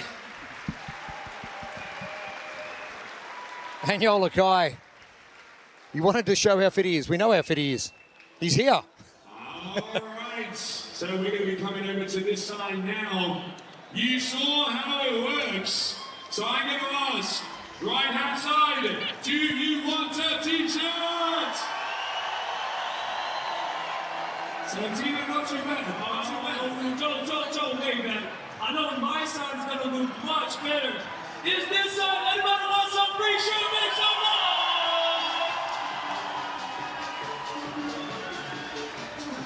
All right, guys. Let's be please. 1, 2.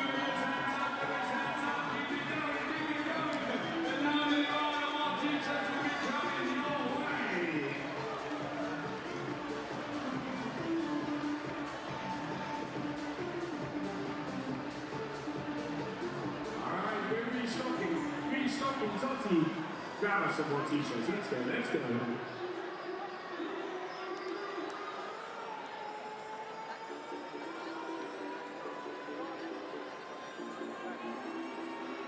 Alright, so now we're going to have the battle on the stadium. Totti, you're going to stay with Santino. Uriel, you're going to come with me. Totti, come on, man. We're going to go for the better side. I know we're going to win this one.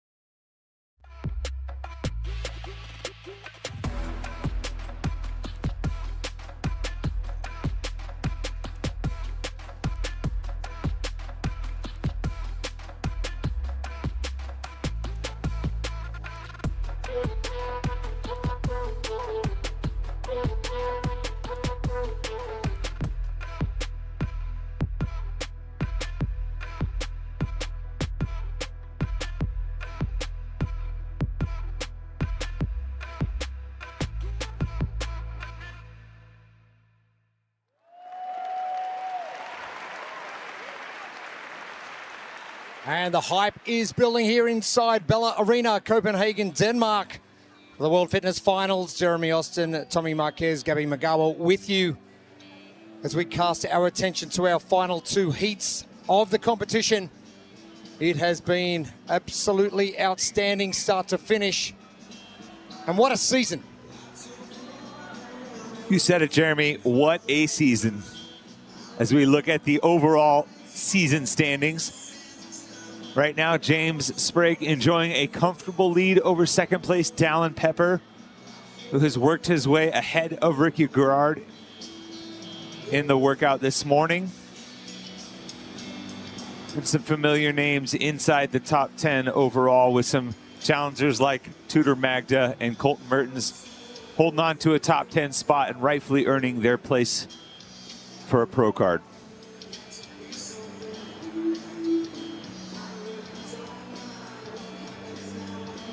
Sprague's had such a wonderful season. Dallin Pepper, so consistent. And how about that 10 to round things off for our final event of the season?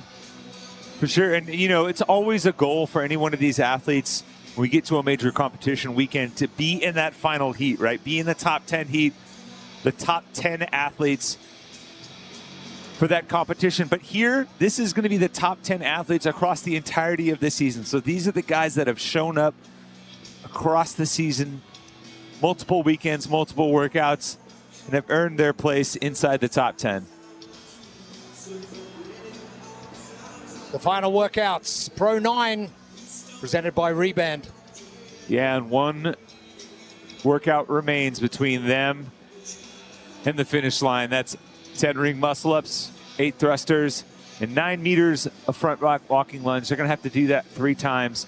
Nice part, you'll be able to see them march across the floor with that lunge each time. 185 pounds, 85 kilos on that barbell. I thought you were going to say only thing standing between them and pizza, but... That too. Athletes, no doubt, will be letting their hair down as we hit the festive season. It is just before Christmas time. And a massive crowd in here in Bella Arena in Copenhagen.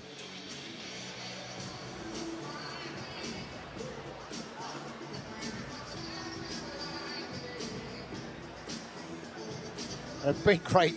The amount of flag signs and just the support for our athletes. We're about to bring out our final heat of our pro men to the floor, and we're going to find out who will take this out. Colton Mertens, Iowa, United States. Jonnekoski, Pori, Finland.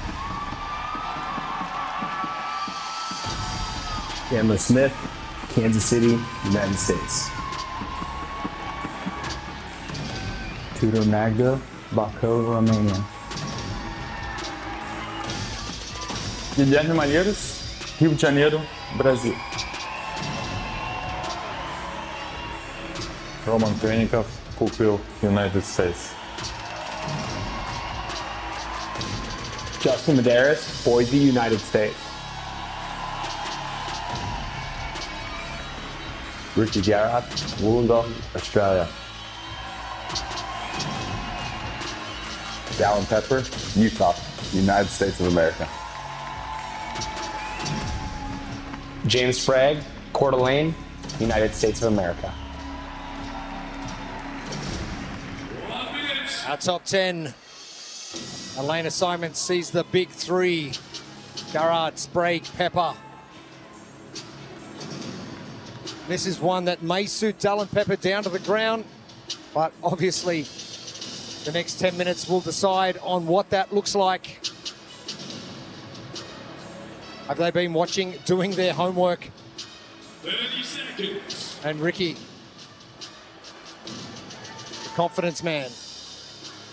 Dallin Pepper able to work his way back into the top 3 overall after some ups and downs this weekend, but only 20 points separate him and James Sprague on the Copenhagen leaderboard. So if he knocks this one out of the park, there's a chance to see some shakeups on the tour leaderboard.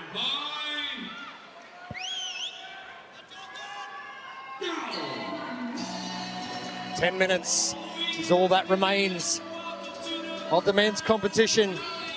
The World Fitness Project inaugural season for 2025. We are at the World Fitness Finals. Copenhagen, Denmark has set the scene. What is going to be an epic finish to a wonderful year. 10 minutes. Score to be 6 minutes and 14 seconds. We know Justin Medeiros loves a lunge finish. Are we going to enjoy another iteration? It was the movement that helped him secure his first ever CrossFit Games title. So I know it holds a special place in his heart. Medeiros moving extremely well in lane number 7.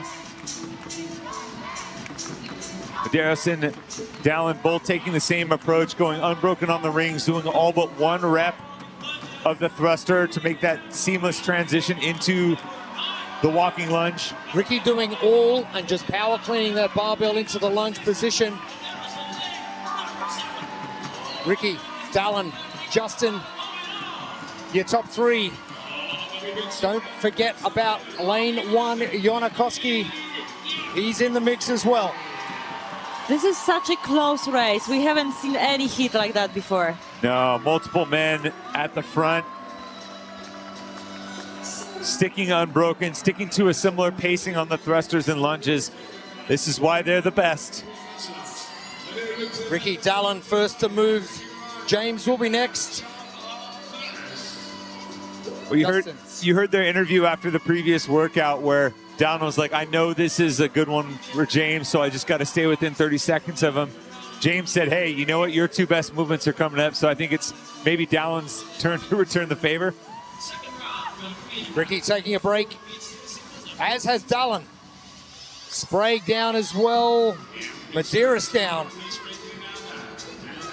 Looks as though Jonakoski, far left in the orange shorts, has continued and will take the lead.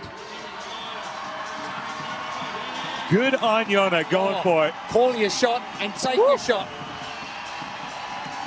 And this pro-European crowd enjoying every second of what they've seen from Jonakoski this weekend. And I thought that Jona had showcased some increased capacity with the heavier barbell yesterday by finishing those heavy cleans.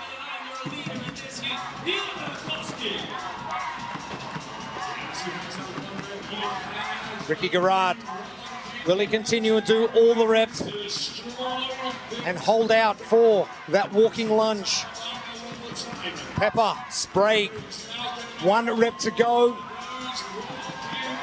Medeiros pauses at the top, but Jonakoski. The finish flags are absolutely flying in here.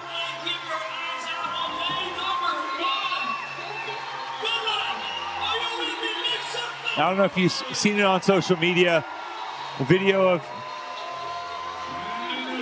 his baby and his partner Amelia on social media, video of them cheering on Jona.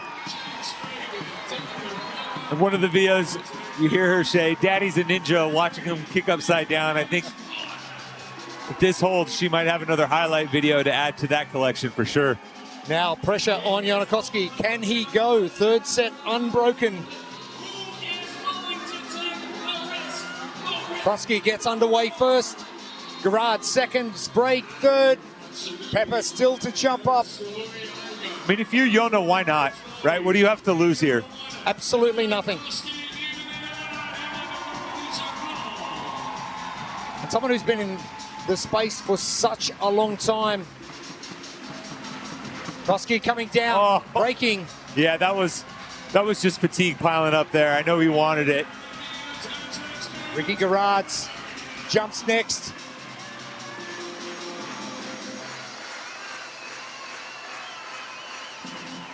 Garrard just to the far left. Sprague 2 in. Pepper 3 in, and Medeiros 4 in. Garrard, Koski, Sprague. Oh, the crowd loving every second of the Janikowski show. And there's just off screen, there you go, someone with the finish flag falling alongside of him, giving him that extra energy. Finish flags on both sides of Bella Arena. Sprague and Gerard, synchronized reps in the center. Oh, Jona got a tough no rep. Ricky had Gerard to put the bar down. continuing on. Sprague goes come on, down. Dallin. If you're Dallin, you got to hold on here. This is your chance. Couple of reps to go for Ricky Gerard. Has a look around. 3 left for Janikowski. Breaks again. Ricky Gerard. The crowd urging Janikowski to pick the bar up. But Ricky Gerard, one of 2 Australians in the field. And what a season for Ricky Gerard. Sprague will come in second. And one of the best dismounts you'll ever see. Pepper in third. And the crowd is going to go berserk for Janikowski. 2 lunges remain. The Finn is in.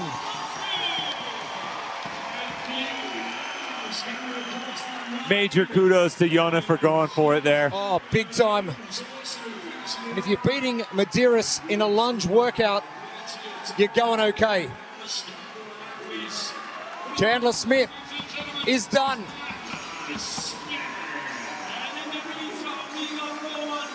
Krennikov, Magda, and Mertens.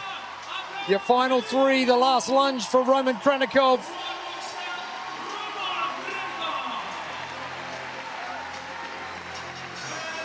Another great competition for Tudor Magda.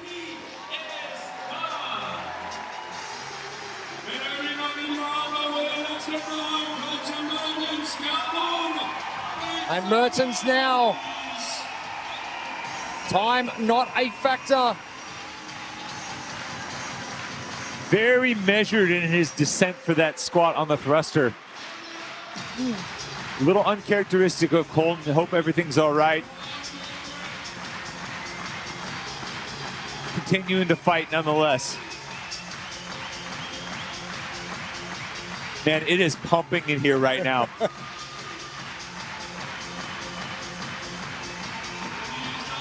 And Mertens now, the final lunge coming.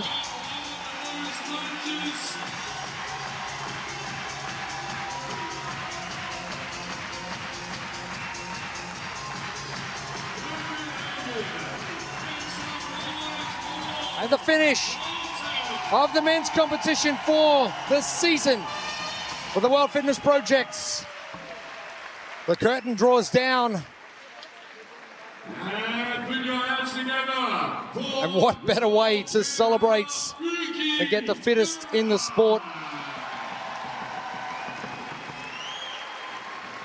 Just as we've seen all season long, these guys just battling it out every workout, rep for rep. Sprague has been unbelievable this season. His consistency across the entirety of this inaugural World Fitness Project season has been something to behold, but at every stop along the way, he's been pushed by the biggest names in the sport. For this one, it was Janikowski finding his old form, pushing it out front, taking some chances, going unbroken on muscle upsets. But Ricky Gerard came marching back, able to win the workout and put his stamp on the season.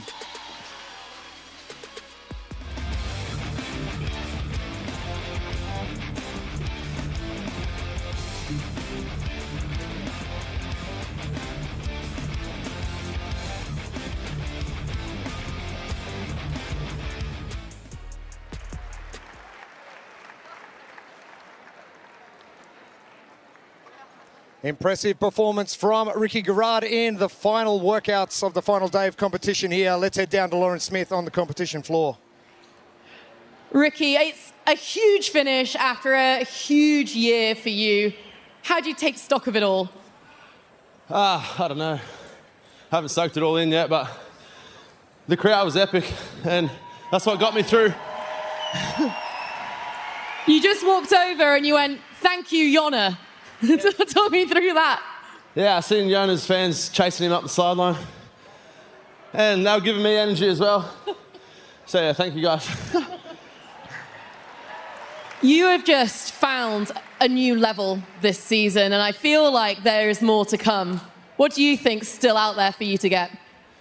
Yeah, I've been working my butt off and been working hard with Shane at Proven and just working on things that bring me unstuck in competitions and just making sure that that doesn't happen again. So we've been working hard, and it's my best season yet, but there's still plenty of more of me to come. The best me is yet to come, and yeah, I'm gonna have a little break and then we're fucking on next year.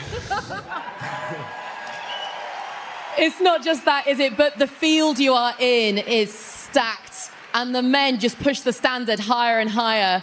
How's that pushing you? Yeah, the boys are legit, you know. You can't have any errors, no weaknesses.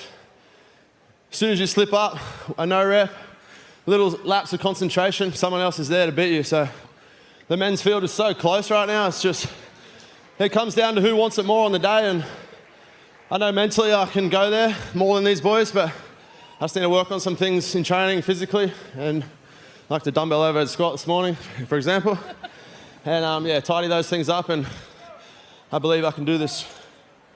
You've been spectacular to watch this entire season long. Thank you for taking part, and we cannot wait to see what you've got next year. Yeah, thanks guys. You guys are awesome.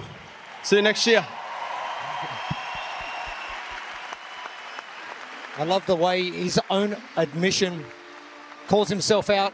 Yep. But also states what he's good at, which his mental game has just got so good. Our results. Ricky Garrard in 5:58s. And if you just look at that collection of athletes in that 10, it's just stacked, as Ricky said in his interview. But Janikowski, impressive performance from him right across the 4 days. And as has been the case pretty much all weekend long, Dallin and James right there.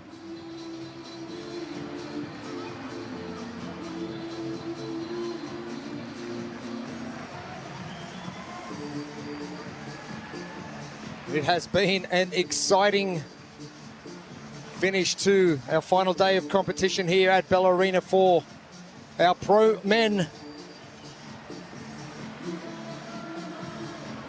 2026, isn't that going to be a season? Oh, man. I'm still coming down. We still got one more heat left. 10 minutes or less of the World Fitness Finals here in Bella Arena, Copenhagen, Denmark. And it is great to have your company wherever you're joining us.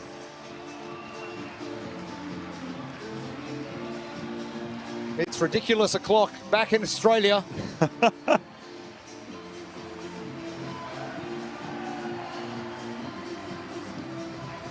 But early morning in the US, our men now complete. Let's shift our attention now to our women and our season standings. Laura Horvath, Amy Kringle, Emma Lawson leading the charge. Ariel Lowen still in touch, but Lucy Campbell still trying to find a way. But the one that sticks out for me, Brooke Wells, and it's obviously come out and said this is it for her, but she's just on song at the moment. But you know what? I think there's something to be said about deciding when your time is done and it not being decided for you based on your abilities. And go out on your own terms. Brooke is still one of the best in the sport, and she has proven that this season. Crowd is ready. The final heat coming up for the World Fitness Finals. It is Pro 9 and presented by Reband. Women will tackle 8 ring muscle-ups, 8 thrusters, and 9 meters front rack walking lunges. The thruster and lunge will be a 55-kilo barbell. It'll be 3 rounds in total and a 10 minutes cap.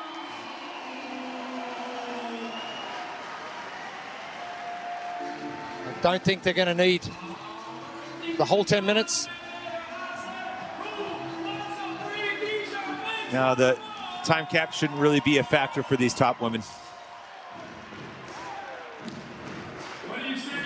But this crowd has got loud the last couple of evenings in particular. Bringing the energy, you've heard it time and time again from these athletes, that it's this crowd that keeps them going. They're able to tap into it when they're feeling their worst, and it's certainly elevated the performance. It's elevated the atmosphere and the experience as a whole at the World Fitness Finals. Fans showing up, DJs spinning the right tunes to keep the vibes high. Aren't they what? You can't see it, but Gabby's just been dancing in the booth. She's warming up for next season.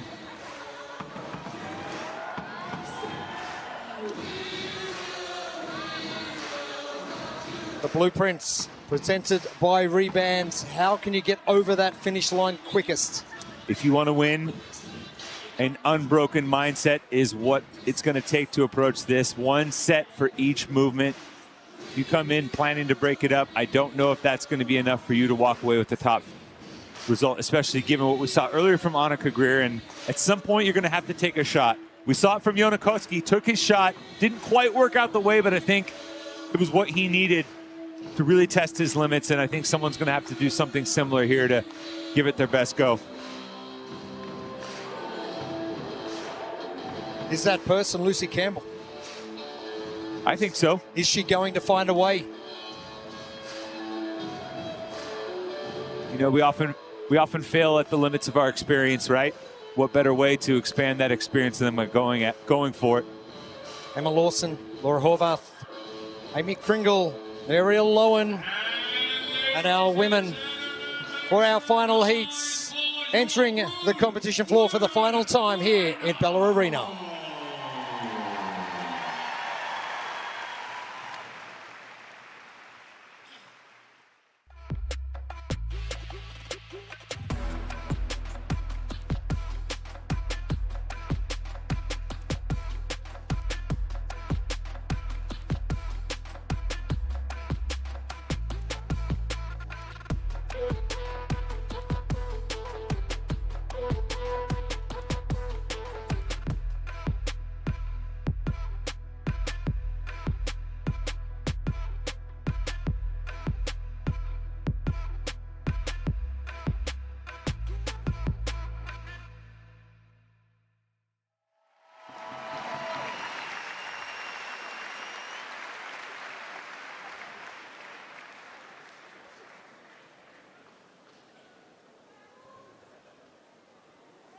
Andrea Solberg, Osterøy, Norway.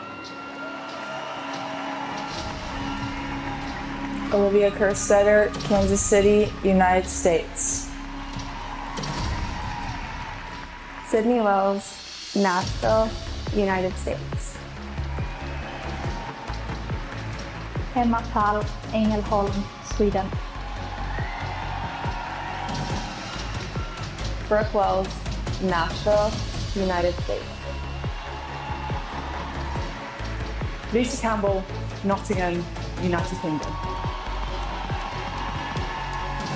Ariel Owen, Texas, United States. Emma Lawson, Ontario, Canada. Amy Kringle, Worcester, United Kingdom. Laura Horvath, Budapest, Hungary. A top 10 pro women taking the competition floor. Our Lena Simons and the final workouts of the career of Brooke Wells. And alongside her in lane 9, her sister, Sydney. And what better way to go out? Oh man, what an amazing way to put a bow on a decade at the top of this sport. The next two, the person you came into this world with. See Amy Kringle, second place overall. She's going to need to overtake Laura for that top spot. and have Laura slip in order to win the tour points. Laura, first overall on the Copen leaderboard. If she holds, she takes down the tour spot.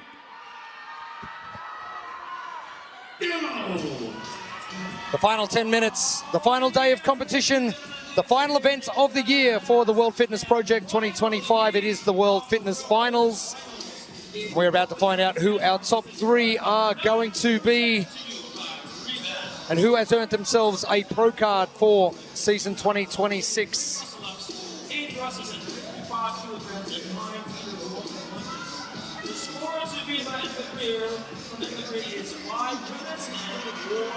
Monica Greer's time of 5:14, still our quickest so far. A lot of women going unbroken here. And Brooke Wells, part of that, muscle-ups historically have not been her best movement across her career, showcasing she's still got a few new tricks up her sleeve. This is your final workout in competition ever. Why not just do what Janikowski just did and shoot it? I mean, really, you have absolutely nothing to lose. Sometimes it's a little bit of hyperbole. Ugh, I can't speak now. But it really is the truth here. And it's all making her way down the floor. Kerstetter, probably one of those movements that's going to benefit her as well is the lunge. Kerstetter, Tall, Lowen, your first 3. And the sisters, Brooke and Sydney Wells. Now, what's more important in your final workout than beating your sister? It's got to come down to this one. Bragging rights for life. I beat you in my final workout ever. Yeah, just because I'm retiring doesn't mean I'm letting you take anything. Sounds like siblings. Ariel Lowen still looking great in lane number 7. Oh, she is not messing around. And the podium is still within reach for Ariel Lowen. She's 30 points back of Emma Lawson on the tour points leaderboard. And she's going to need some help because she's 44 points back of Amy Kringle. But the least she can do is take care of her own performance and shoot for it here. Amy Kringle moving into second. Emma Tall third. Emma Lawson fourth. Lucy Campbell trying to find something extra. Ariel Lowen off on the lunge. She has set a cracking pace.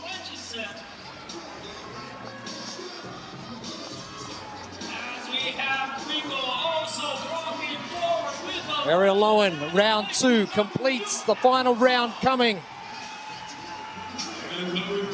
And I don't mind that from Ariel Lowen, just settling her bar, giving herself an extra couple of seconds to breathe before the return leg starts. Especially because she's the only one going back now. Lowen out in front on her own. 5:14 that time to beat. And that's a good sign, right? That you paced and recovered well, is that you get to the rig and you immediately turn around and hop up on the rings.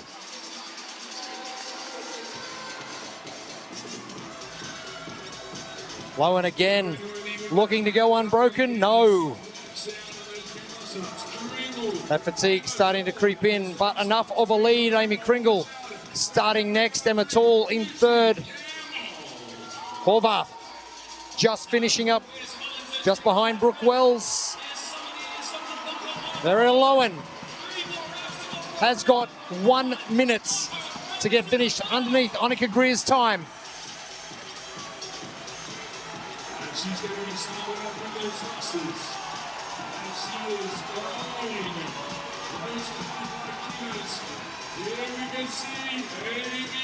Ariel Lowen moving with ease. Kringle in second, doing everything she can do to try and nab one of those top 3 spots. Emma Lawson's coming. So if Amy Kringle beats Emma Lawson in this workout, she will move up to second in the Copenhagen standings. That will give her an extra 30 points. That could move her into a tie with Laura Horvath for the season total. But Laura would still take the overall tour win on tiebreak by virtue of multiple wins in Mesa and potentially here. Ariel Lowen, what a finish. And ahead of Annika Greer's time, Amy Kringle. This is going to be a battle. Here comes Lucy Campbell, Emma Lawson. Campbell, she could even overtake Amy Kringle here. Oh, she is finding a way. Lucy Campbell. You've got to be kidding me. Every time it feels like Lucy just hangs back in that fourth or fifth position, biding her time before she can make her move. Crestetter will be next, finished. Oh, you've got to be kidding. Lucy Campbell again. Equal scores for both Amy Kringle and Emma Lawson.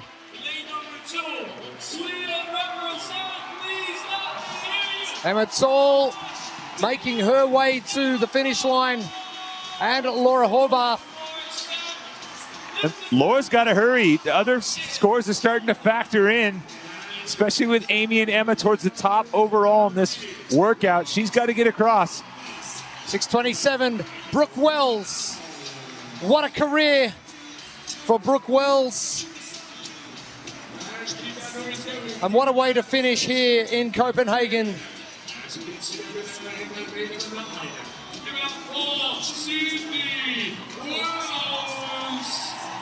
Sydney with a couple of thrusters to go before the lunge starts. Still plenty of time.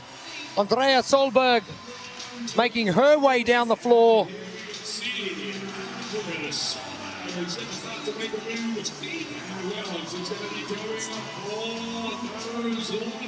Sydney Wells. Second last in our final pro women's heats. Who better to have your sister at the finish line waiting for you?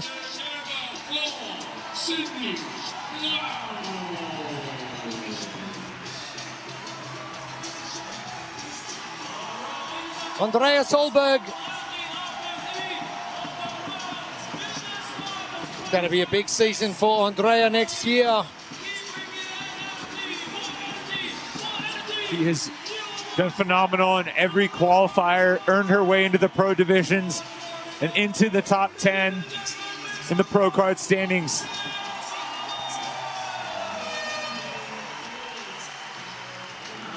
And time called on our final heat of our pro women. And Ariel Lowen. Our fastest time across our 3 pro women's heats. And the big question was, who is going to take a shot here and go for broke? A lot at stake here in this final heat of the World Fitness Finals and the World Fitness Project season. And it was Ariel Lowen not backing down from the challenge, going toe-to-toe with Amy Kringle and Emma Lawson. The fittest mom has a fittest performance to close out her weekend and season. That's the prize right there for Ariel Lowen.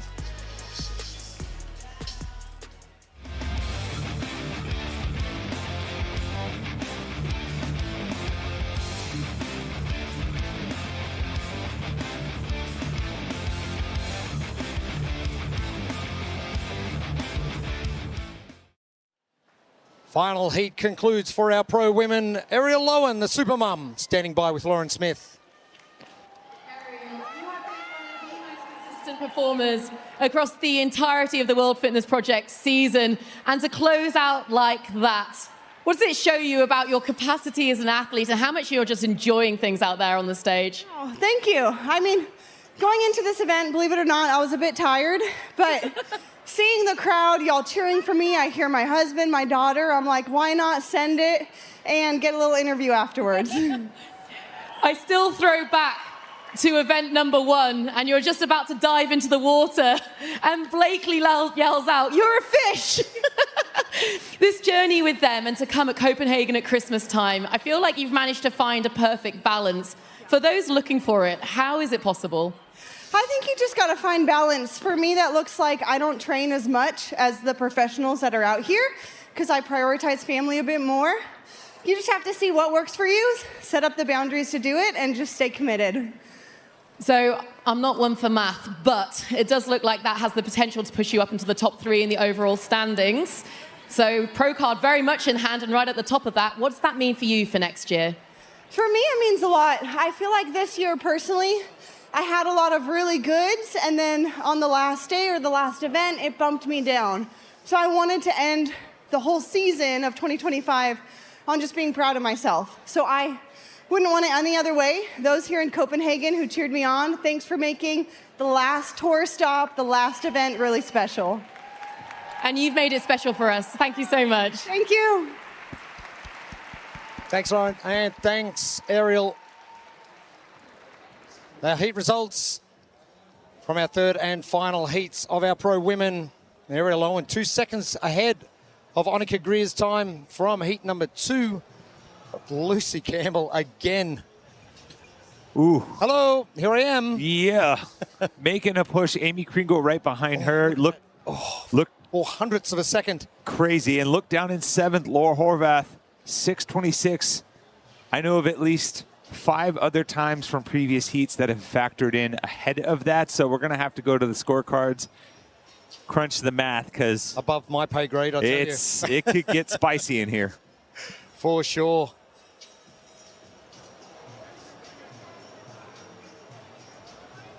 Had a massive last heat from our men and our women. And for the final time, let's head down to Lauren Smith, who has got Brooke Wells. Brooke, a career that started long before your first CrossFit Games in 2015. And now we say goodbye in front of a crowd in Copenhagen. What's this journey meant to you, and what kind of impact has fitness had on your life?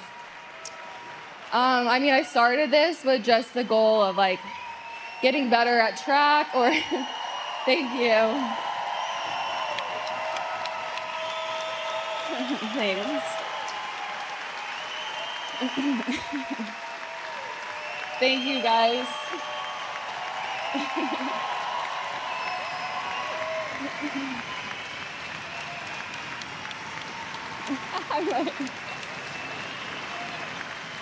Thank you guys so much. I mean, I started this with no intentions of ever going to the CrossFit Games. I just enjoyed hitting hard workouts in my gym with the community, and it turned into something so much bigger than that, something I would have never imagined. So being able to share this with all of you guys here, the community, you guys kept me going throughout the years, and then the last 3 or 4 years, my sister started doing it.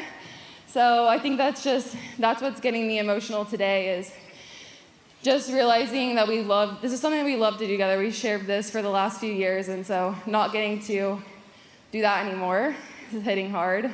But yeah, it's been an amazing career, and I thank you guys all so much for being here for my last one. So there was a moment in that career that could have ended everything with a very serious elbow injury. And a couple of days ago, you stood on that stage and you lifted 97 kilos over your head. I mean, what an incredible comeback and full circle moment. What does that mean in the scale of your life and career? Yeah, I think that's something that I didn't even really think that I needed, but after it was done, I was like, wow, I don't feel like I really had gotten the redemption from that moment, because I hadn't snatched heavy in competition since, and it's something that's really scary, kind of stays with you. You can kind of like, I don't know, sometimes trick your mind into thinking that you're not scared, but it is something that you think about a lot. So being able to come out here and kind of check off something like on the list that I've like wanted to do was really special. So having the opportunity to do that was amazing. And you closed out your last workout lane by lane next to your sister.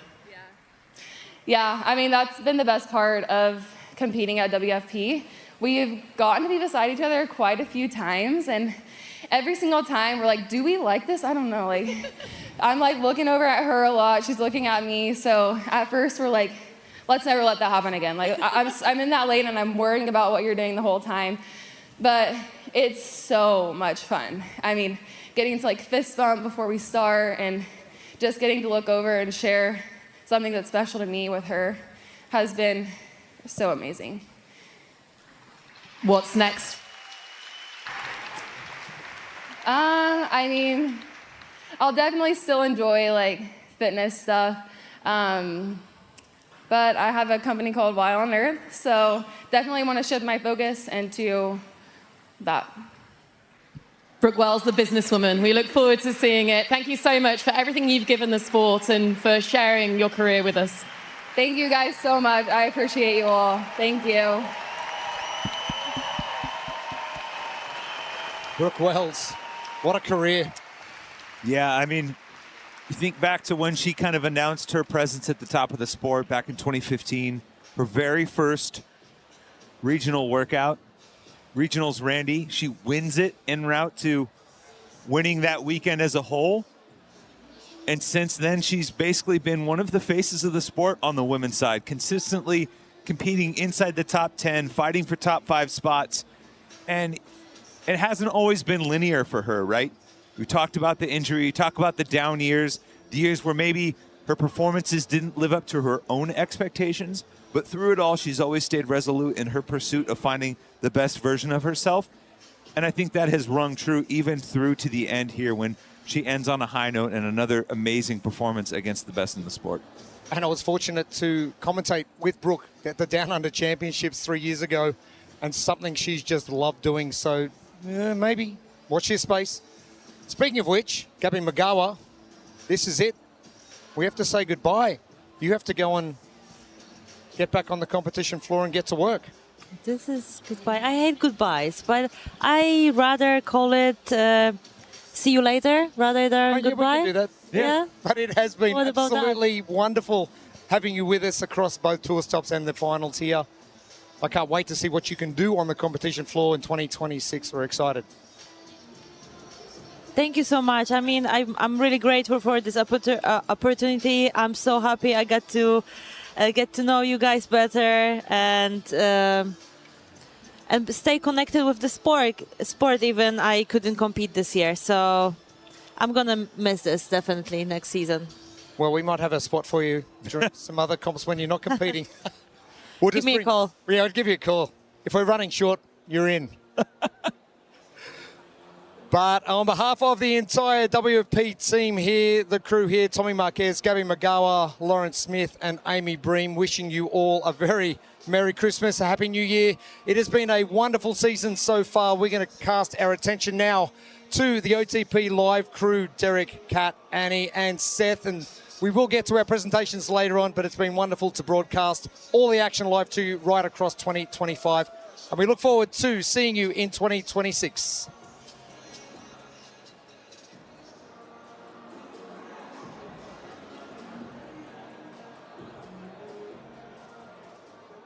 The more we pause and stretch, the faster we move. The longer we hold, the more resilient we get. The lighter we feel, the stronger we become. The deeper we dig, the harder we hit. The higher we reach, the more unbeatable we are. Because when we stop, recover, and reset, the better we jump, climb, sprint, and leave it all on the field. When we move with pliability, we move more human.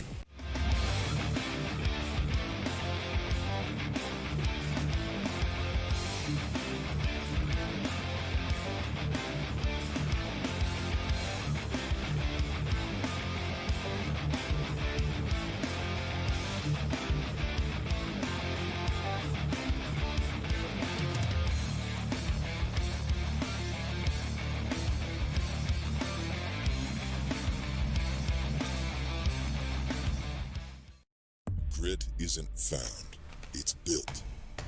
Where lungs burn and muscles scream. Or every step, every rep, every set brings you closer to unbreakable. This isn't a place for shortcuts or excuses.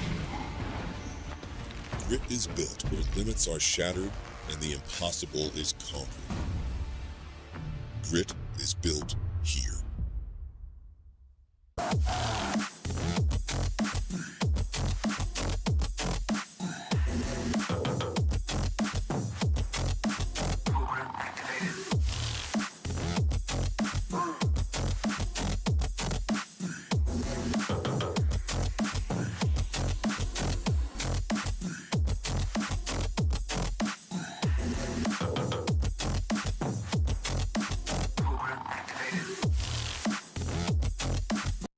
I can't believe I'm saying it is the final day here at the World Fitness Finals. All competitor divisions, which total just about 150 athletes between duos, scaled, and intermediate teams, finished out their 6th and final workout today.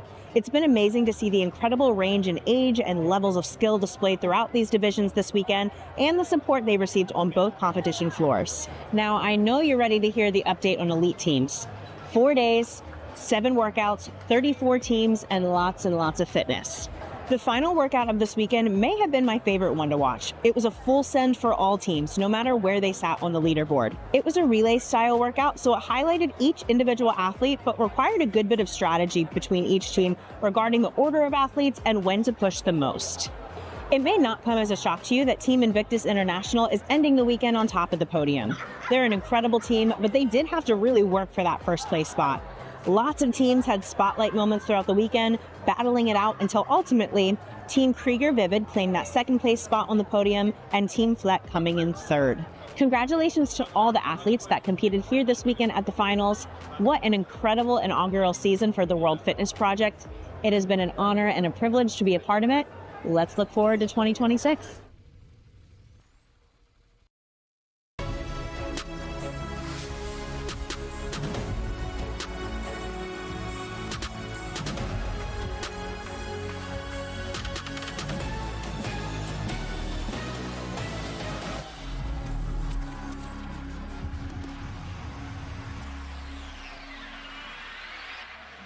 Welcome into On the Pulse Live here in Copenhagen, Denmark. The Bella Arena was the site of the weekend, and in just a little bit, we're going to be crowning our inaugural champions for both the men's and the women's, and we're going to find out who ends up with their pro cards heading into 2026. I'm Derek Forrest, left to right, Annie Thor's daughter, Katrin David's daughter, and our mathematician again for this episode, this speculation episode of OTP, Seth Page, as we're going to be trying to break down these results. Everything that we say right now is completely unofficial, as we know just about as much as you guys watching know, but we're trying out as we're just a few minutes away.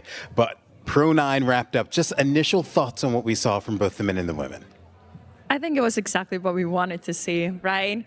It was right at the finish line, seeing when athletes were finishing those lunges that I have to break up the throws towards the bar. Like, I loved seeing Janikowski taking a chance and running to the bar, and then it didn't pan out maybe the way he wanted it to. He still finished great.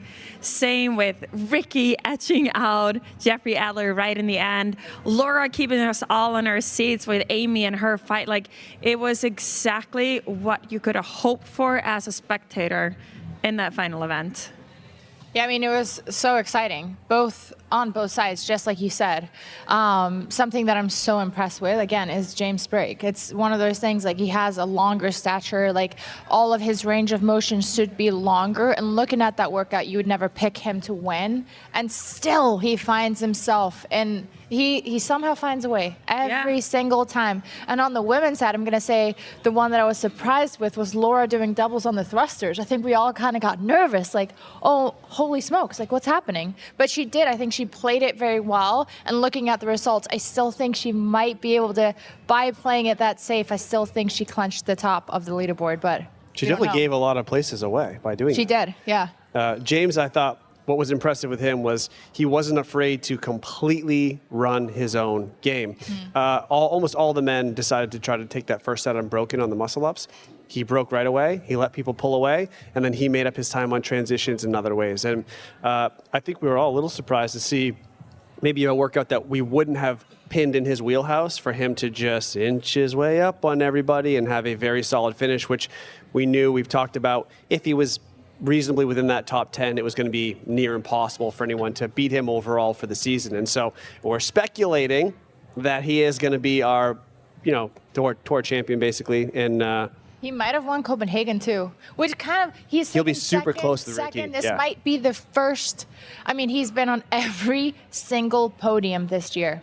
Every single podium on big competitions, but he's yet to stand on top of one this year. So it would kind of like solidify and put a bow on it all if he stands on top of the Copenhagen one and kind of wins the whole thing. And I think you might be right. He may have done it. We'll see. When we look at Pro 9, Ricky Garrard was the one who ended up winning the workout. I talked to Ricky Garrard before the weekend started, and he says, I'm just living life right now. I'm enjoying everything that I'm doing. And he had a stellar weekend. Again, we don't know where he's going to place in the Copenhagen standings, but to see the weekend that Ricky had, what is that like for him? Well, obviously, just being able to finish off the season like this, going into Christmas, and finish off the competition the way he did is amazing. Like, obviously, he maybe would have wanted to finish on top of the podium. Who knows if it will end like that in Copenhagen, but he did do everything he could. He won the final event, and it was with a great push in the end. This is the second time this year that he has come painstakingly close, and I think it's heartbreaking for him to. I think he took second again, which would be my guess, would be the same as the games. And so his final interview after, he wins this event, he's coming in with some vengeance for next year. So he's performing very well, but I know he wants to stand on top of that podium. What I like about the men's field overall is you have James, Ricky, Dallin, Justin, Jeff Adler when he goes to all three events, and so on, right? Yeah. And even Roman, who won Tour Stop 2, and beyond that. There's more names than that.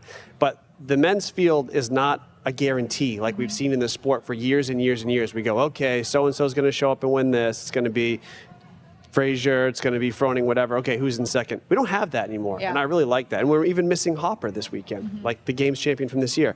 There is a depth to the field now that makes the sport super, super interesting. It makes us look deeper at the programming. It makes us look deeper at their lifestyle, what events they're doing, what events they're not doing. It just makes the overall sport that much more interesting to me. I was just about to say the thing. It makes the sport so much more fun when we have good competition.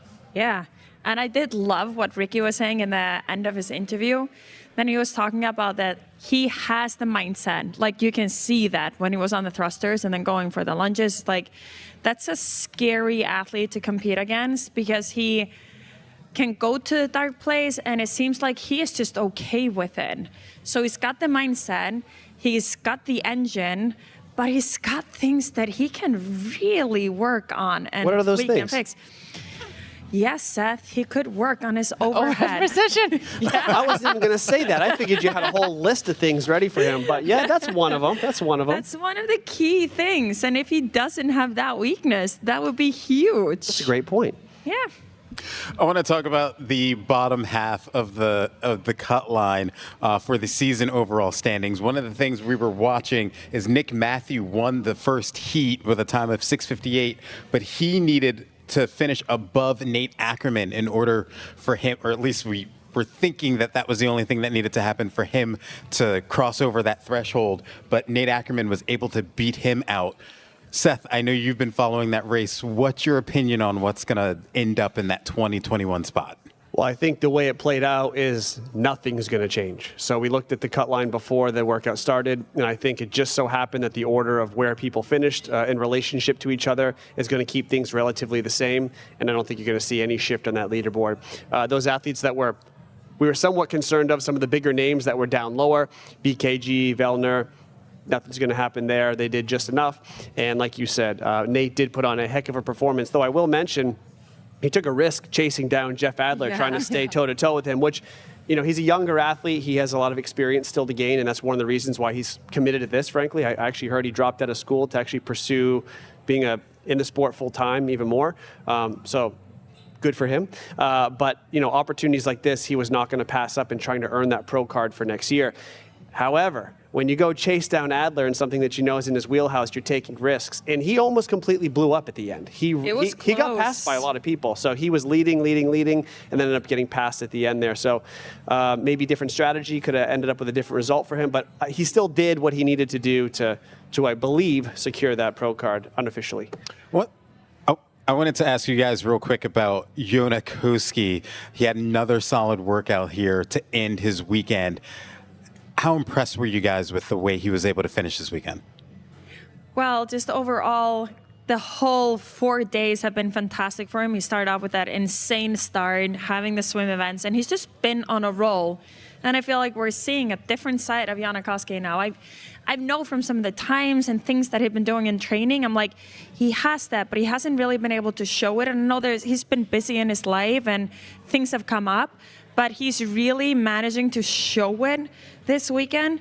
And I didn't expect him to do that well in a lot of these events. And I love that he's now just had the confidence to even run to the bar and take a chance, yet he didn't get it, but he still placed high. Well, you know what's interesting to me about him is we've been talking about Jonakoski forever, right? Since nearly the start of the sport. He was the predecessor of Mikko Salo, right? And that's how people kind of remember him starting. But he was like 18 or 19 when he started. It's not like he's old. He's just been around a long time. So I think a lot of people wrote him off like, he's old, he's getting ready to retire. What's he, 30 or something? 29, 30 years old? He's not even that old. So if he wants to commit back to a season like this, like I don't see why he can't use his experience, have a good coach lead him through some training, and start making a push again. I think he's going to be top 10 across the season here this year against this field. So he's legitimate. So anyone who wrote him off, he might be back. Also, just like if you think about it, like your different stages in life, now he's got a child, and if he wants to stay in the sport, you want to make sure that you're providing. You want to make sure that you have some guarantees. And I think he knew like it was really tough for him to go last time away. He just had a baby, and that was like a tough way to compete, but he was so committed that I think when you commit so full-heartedly, you want to make sure that it pays off. And that can be just such a huge driving force when you're competing, to get your head in the right mindset and leave it all out there. All right, I want to switch gears to the women's side of things. It ended up being Ariel Lowen who ends up winning workout number 9. But one of the things we were watching atop the leaderboard, especially when we're looking at the season standings, although we are going to look at the Copenhagen standings as well, is Laura Horvath has been pretty dominant this weekend. But she lost a lot of places in this workout, and it's going to be close in terms of how everything sits. We believe Laura finished somewhere around 13, 14 for the workout. But Seth, do you want to break down what we were watching when it came to this? Frankly, I don't want to break too much of this down because we'd be taking guesses. There's no good way to do the math on this and know who's going to come out on top. We know Laura and Amy are almost in a dead heat based on how the math works out here for the overall championship. And it may even come down to going as far as finding tiebreakers. So to even make a guess as to who's going to win this, I'm not going to do that. I will say Ariel had a great weekend and a great season overall. I know she's pushed up and she's looking to potentially get into that podium spot. But again, she is also very close to both Emma Lawson and Lucy Campbell. So there's really 5 women that we're looking at. We don't know what their order is going to be overall. We know that there's probably going to be some ties or something super close to that. And I'm as nervous as everybody else to see how it shakes out. So we were watching several races here. I'm going to start with this one real quick. You brought up Lucy, Amy, and Emma. They were kind of battling all weekend long. What did we see out of these women this weekend? I think what we saw is extreme consistency. These are the ones that maybe haven't been winning. They've not been sitting on top of the podium. That's Laura and Amy that are fighting for that top spot. But Emma, Ariel, and Lucy have been performing well all season long, and now they're in that podium race. Those 3 are fighting for that 3rd spot. And then we have to mention Annika. She was in the heat ahead, and she ended up taking 2nd place in that workout. And honestly, when we were watching it, I was like, how did none of us mention her as a winner for that workout? We're Because tired. she- I don't know what else to say. Like she is, I think she's probably the best one out there when it comes to thrusters. And she is so good on the rings. Like, yeah, we also should have mentioned Ariel Lowen because, like, The two of them, very good at just like classic so mixed modality. Good at this. And Lydia Fish, too. Awesome gymnastics, but you wouldn't have pegged her to be good with the I barbell would at have that thought the weight. bar, Right? yeah. But she's obviously stepping up her game because she actually was in that race with Annika and looked really sharp. So. Just when it came to the cut line for the men, the cut line for the women, we're between two people that we were looking at. Ella Wilkerson sitting in that 20th position. Linda Kessman sitting in that 21st position. But it was Ella who finished above her in this workout. Again, speculating because everything's unofficial. We believe Ella is going to end up in that 20th spot. It doesn't look like much is going to move there. We know Fee went out on the floor to kind of give everybody thanks, but didn't complete the workout. And Ella did end up beating Linda overall in that workout. So it's unlikely we're going to see any movement there either. I will say, yeah, we'll leave it at that and see how it plays out. But it's unlikely you're going to see too much movement there either. All right, just want to remind people we're just a few minutes away from going back out onto the competition floor. We're going to name our inaugural men and women's champions for the World Fitness Project. We're also going to find out who the top 20 men and women are for their pro card in 2026. But I just want to ask you guys, and we're going to kind of revisit this as well, but looking back at all three tour stops and what this season meant for the athletes, not just because they got 3 more weekends of competition, but also expanding on a pro career and be able to earn more money and etc. What have we seen so far from the World Fitness Project after season 1? Well, I think considering this was the first year, we can see it as a huge success. And we've seen it just like growing with every single event and finishing here in Copenhagen. We're 100% finishing on a high. Like, you guys see the crowd out there. And if you weren't here in the venue, I hope you heard it and the show that goes on. And me and Kev were even talking about it, just like the preview video that they show before the athletes take the floor. And then the athletes take the floor and the fire and the lights. And it's just like, my God, is it fun to be an athlete jumping onto that floor, and is it fun to be an audience that gets to sit there. And we're going to get to continue to do this. And then talking about the athletes, what it's going to mean for them, listening to Kai talking on his interview after the workout, like, this means that he can now commit to the sport. And that's huge. Like, that's huge for athletes. And it's also, I remember when I didn't go to med school. I took 1 year off to play around with the CrossFit Games, and no one really knew what this sport was, so what was happening. And I'm like, I'm just going to give this 1 year. And I didn't earn any money. There was no money to be earned anywhere. And then the second year, when I finally earned something, I felt like I didn't have to defend myself from doing what I wanted to do. I didn't have to feel embarrassed or uncomfortable when it's like, so what are you doing with your life? Like, now you can say you're a professional athlete. And I bet the athletes, I just continue to talk. I bet the athletes. Keep going. That's an amazing point. I mean, people feel that. I guess the athletes that are sitting back right now that don't know exactly what spot they're on, they are on the edge of their seats just waiting to see where they're going to end up, because every single place, like being in 5th place is going to matter versus being in 15th place, depending on the size of your contract. The size of your contract. True. Like, all of this matters. And that's what makes this so exciting, and what makes me excited for next year is that we're going to get to continue with these storylines, and now we get to understand it always better and better. Yeah, I don't think everybody at home knows how much it means for these athletes to get these pro cards and to get their trips covered, to get airplane tickets, to get hotel. All of that is paid for them, because I think back, the top athletes have their sponsors. They're able to do this, and they don't have to think twice about it. But I think about my first couple of games. Yeah. I was having fundraisers all summer long. I sold trail mix things, and there was these meat packages, and then we had this competition to raise money so that I could buy a ticket to go to LA and compete. And so it's so expensive, and at the time I'm like 18 years old. Like, I didn't have any money. And a lot of these athletes, they're so young, they're up and coming. Like, this is giving them an opportunity to do this.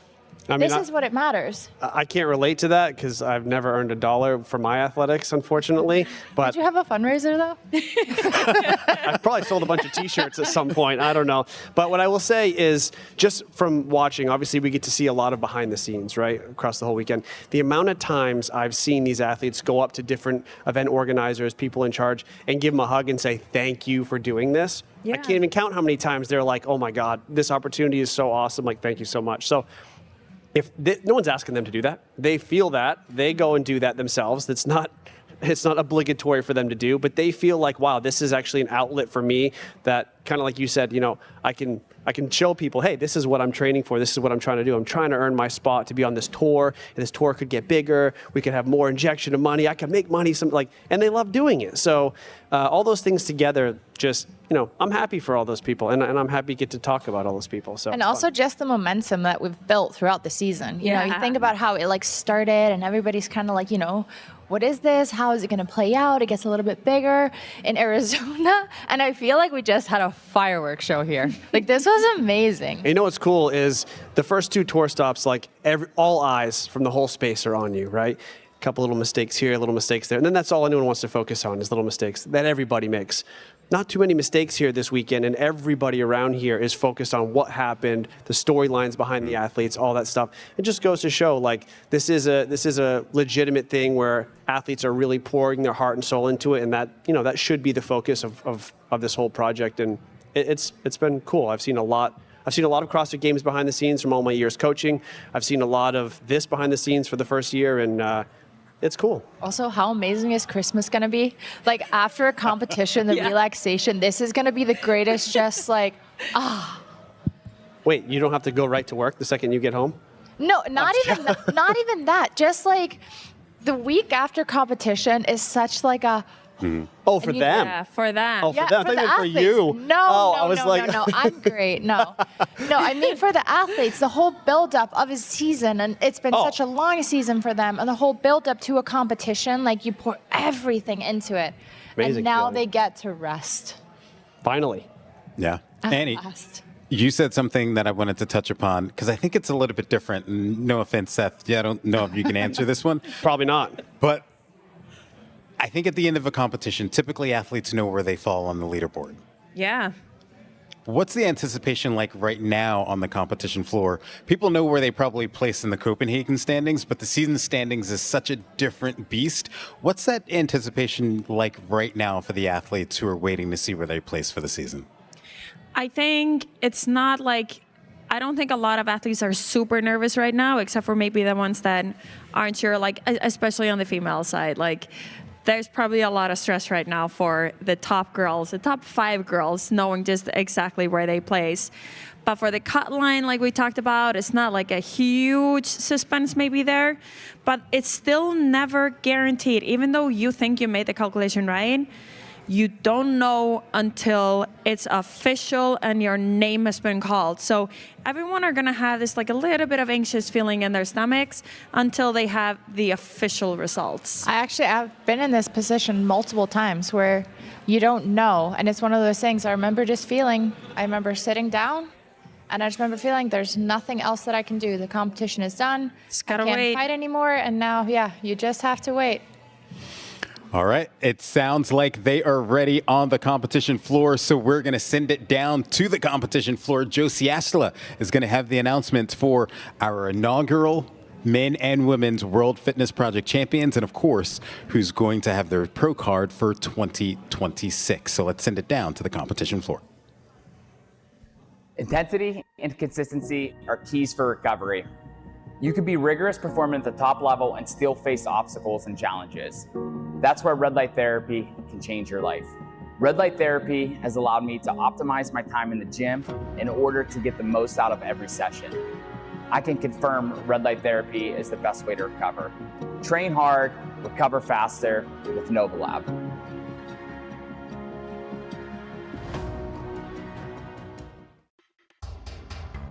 Trueform Runner, the original and still the best, most effective running tool ever created.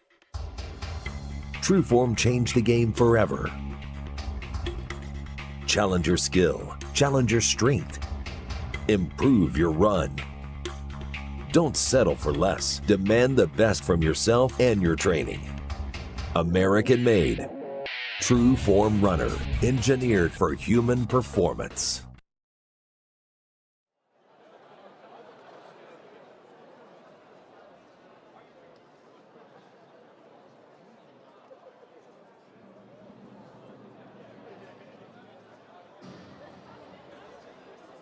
And good evening, everybody, and welcome to the closing ceremony of your World Fitness Final. Copenhagen, make some noise!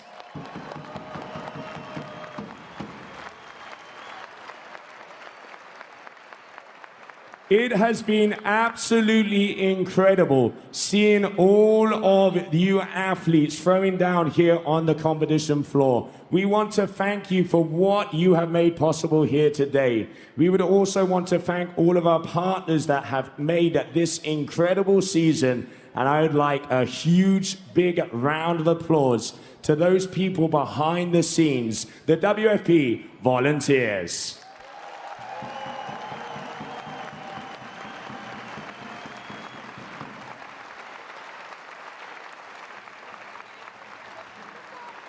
And before we start off with our podiums, we have had a very special event presented by Rogue, and the two winners are going to be taking those very good-looking customized WFP barbells.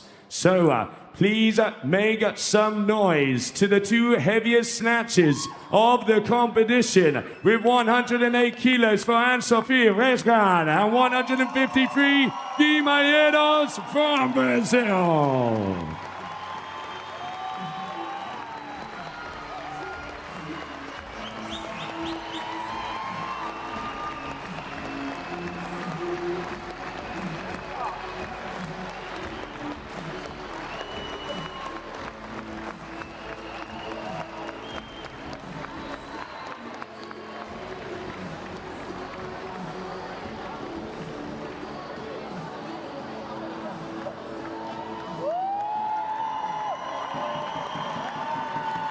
Oh, that's what I see. Call some PBs down there. Congratulations, athletes.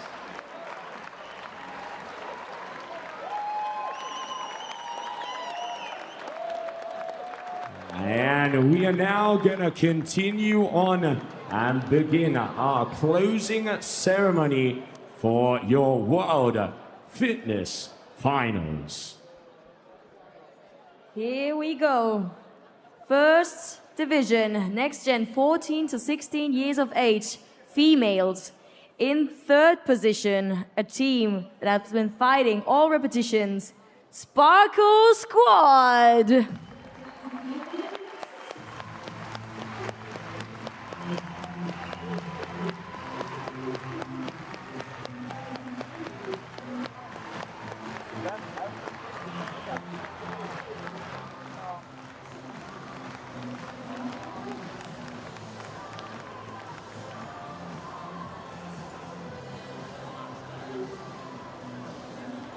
In second position, with 5-2. Second position goes to Dream Team.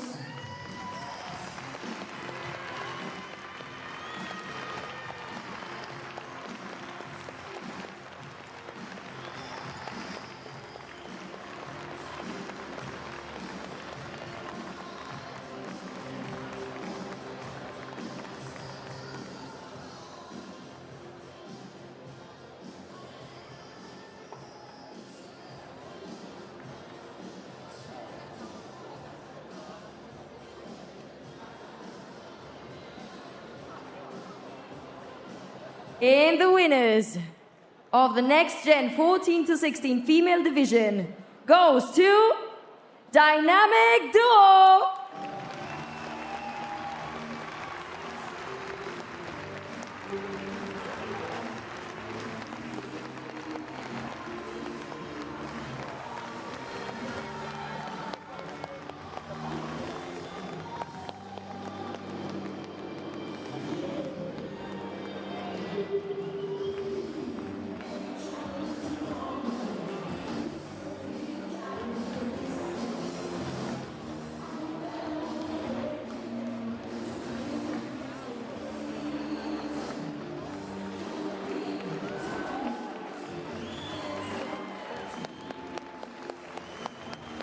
Big applause for our girls here on the podium.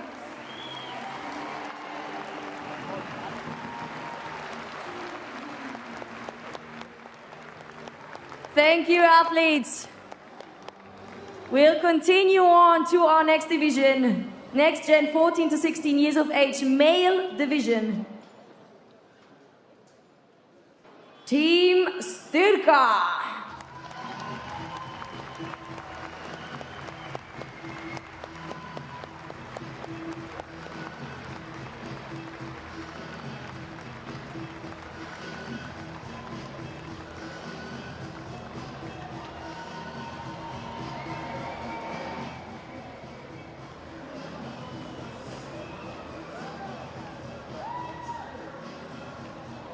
Second place in this division goes to Mr. Worldwide.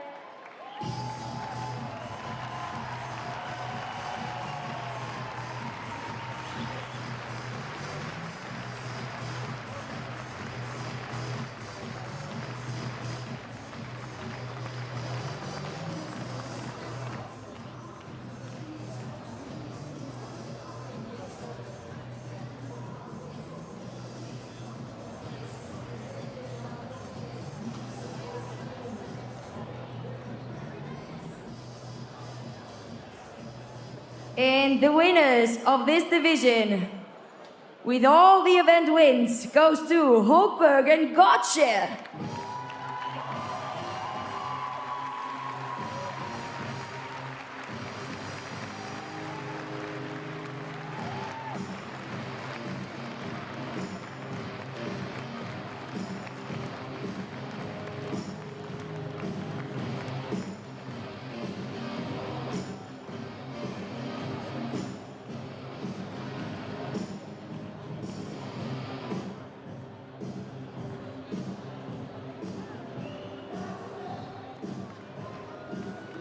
Big applause for our boys on the podium.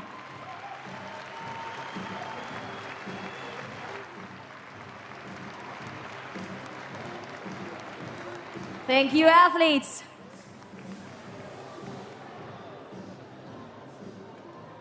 We'll continue.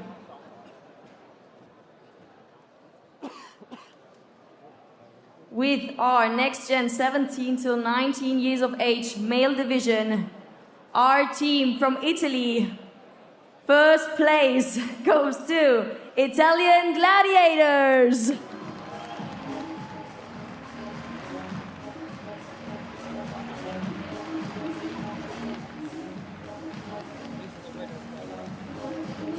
These are the winners of the next gen 17 till 19 division.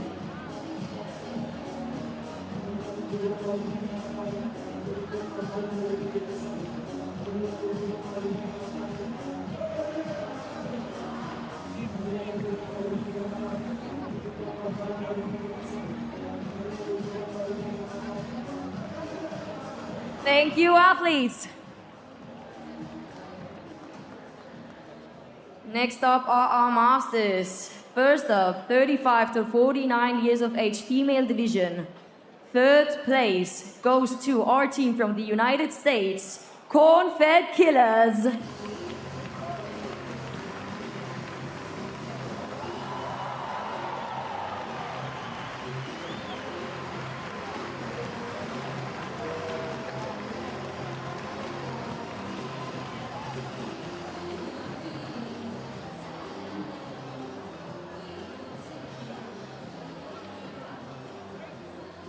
Second place, only 10 points above Corn-fed killers, Stormborn.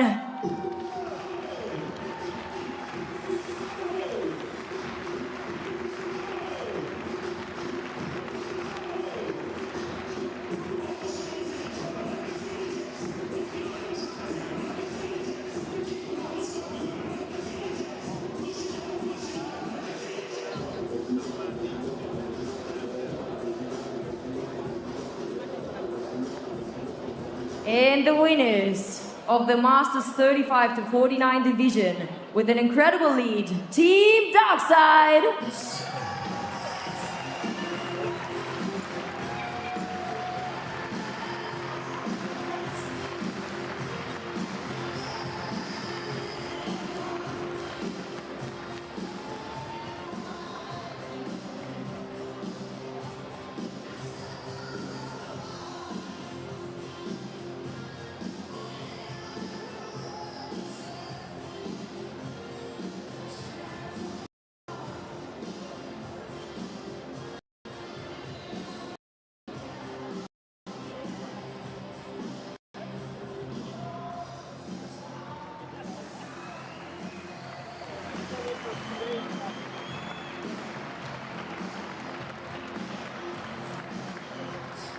Thank you, athletes. Next up, our Master Male Division 35 to 49 years of age. In third position is CrossFit in Town.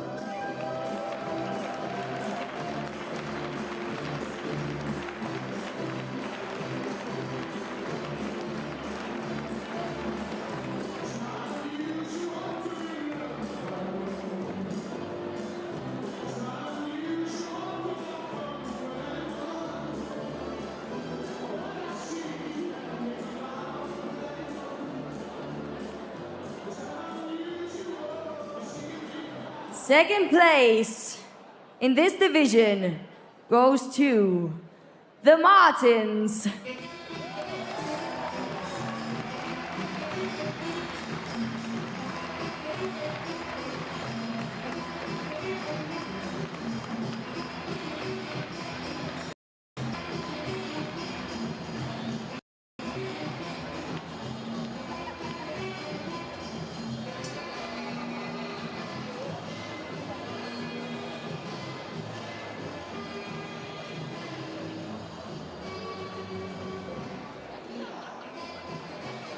And the winners with 528 points, Trinity Training.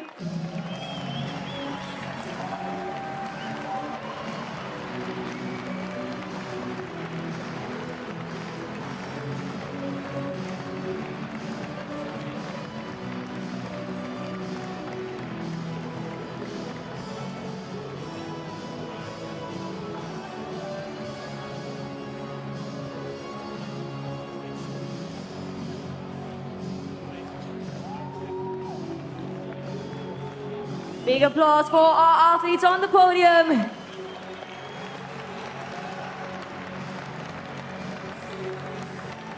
Thank you, athletes.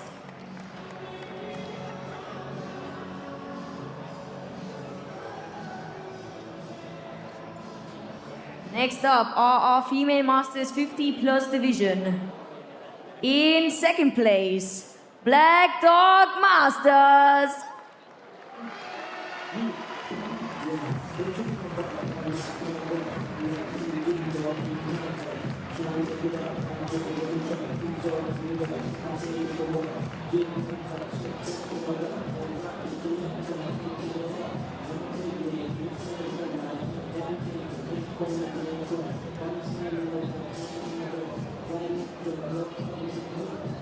And the winners, our duo from Denmark, Rimelig Buffen.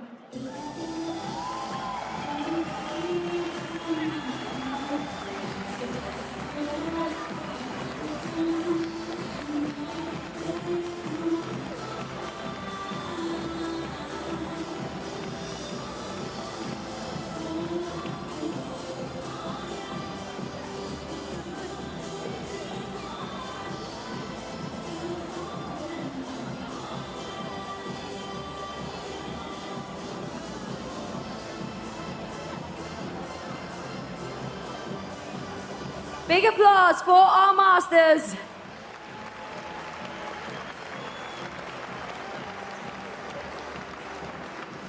Thank you, athletes.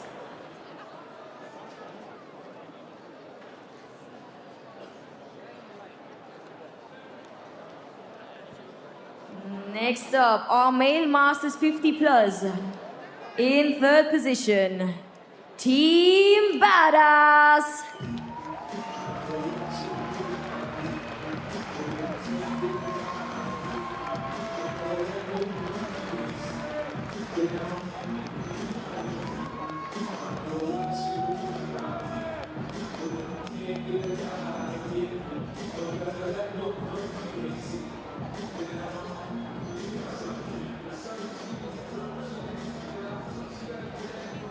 Second place, our duo from Germany, Team Verwendo.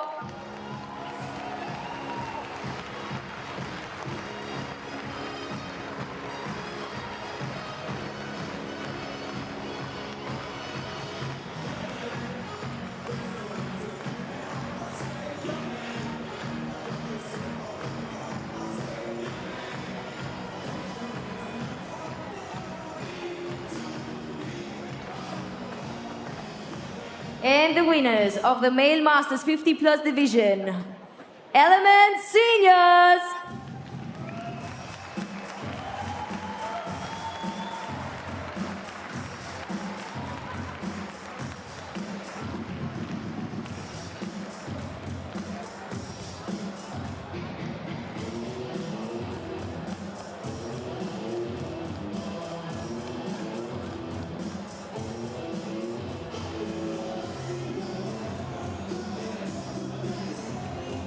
Give it up for our masters here on the podium.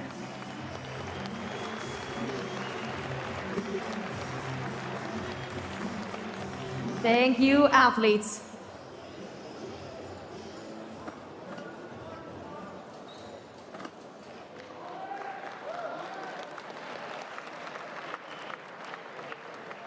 Copenhagen, now we move on to our team divisions. We start with our scale teams of 4. Coming in third place in the scale division, give it up for the German Fitness Project.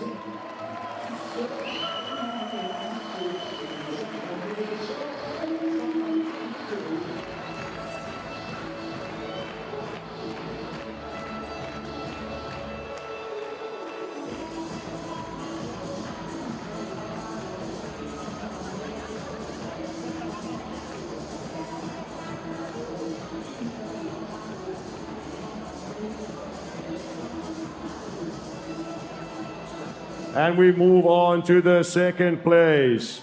Give it up for Butchers Copenhagen.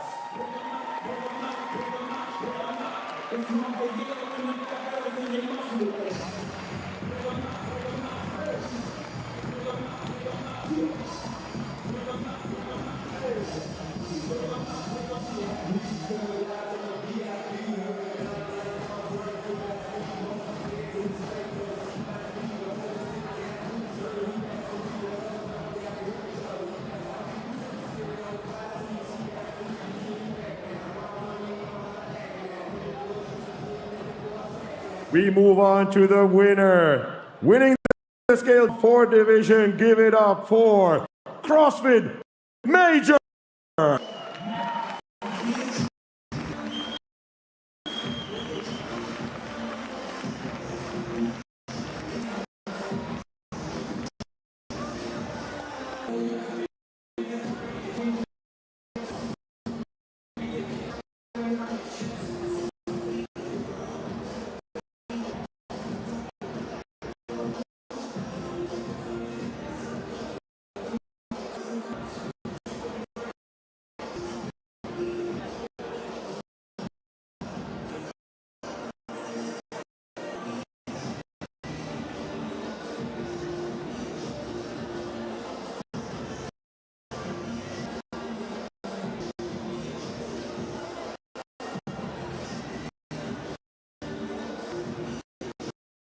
Podium finishers.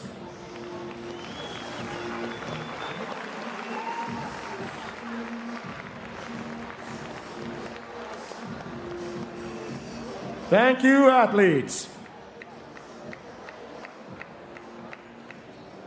We're moving on now to our intermediate teams of 4. Coming in 3rd place at the World Fitness Finals, give it up for Team Votla.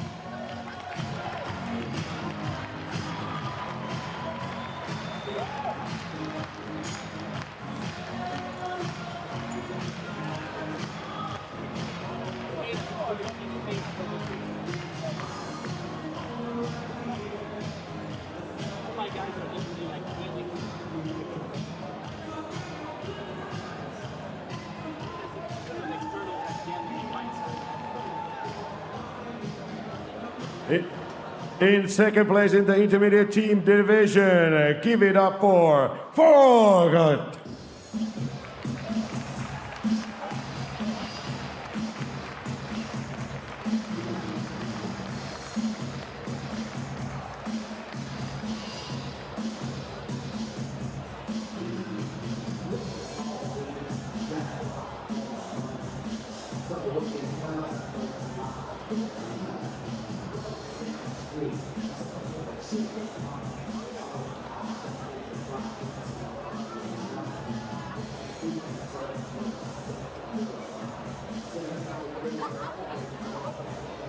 And winning the intermediate team division of 4 here at the World Fitness Finals, give it up for Team Czech.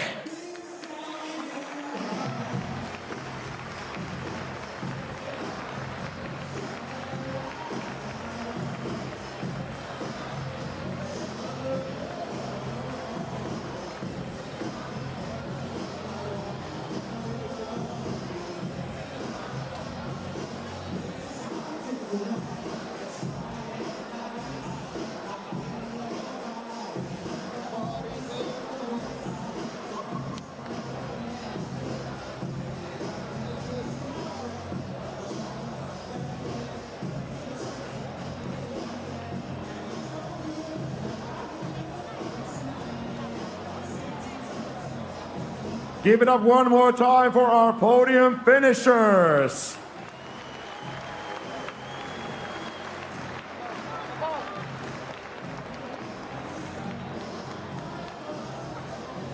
Thank you, athletes.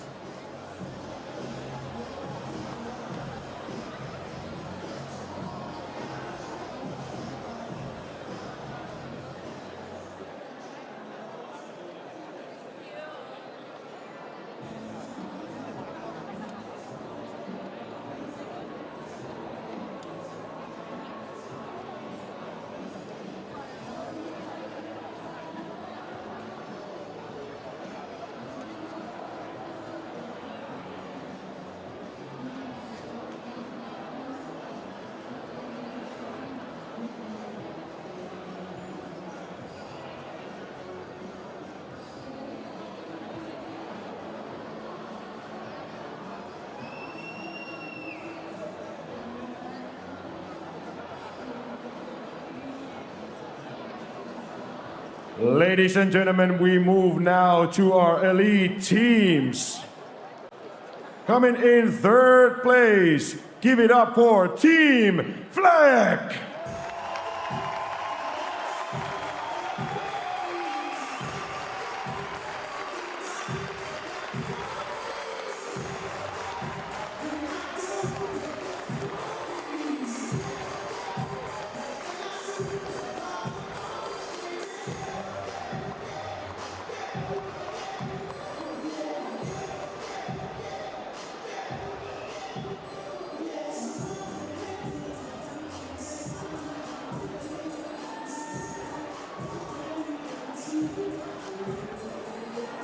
Coming in 2nd place at the elite division, give it up for Team Krieger Vivid.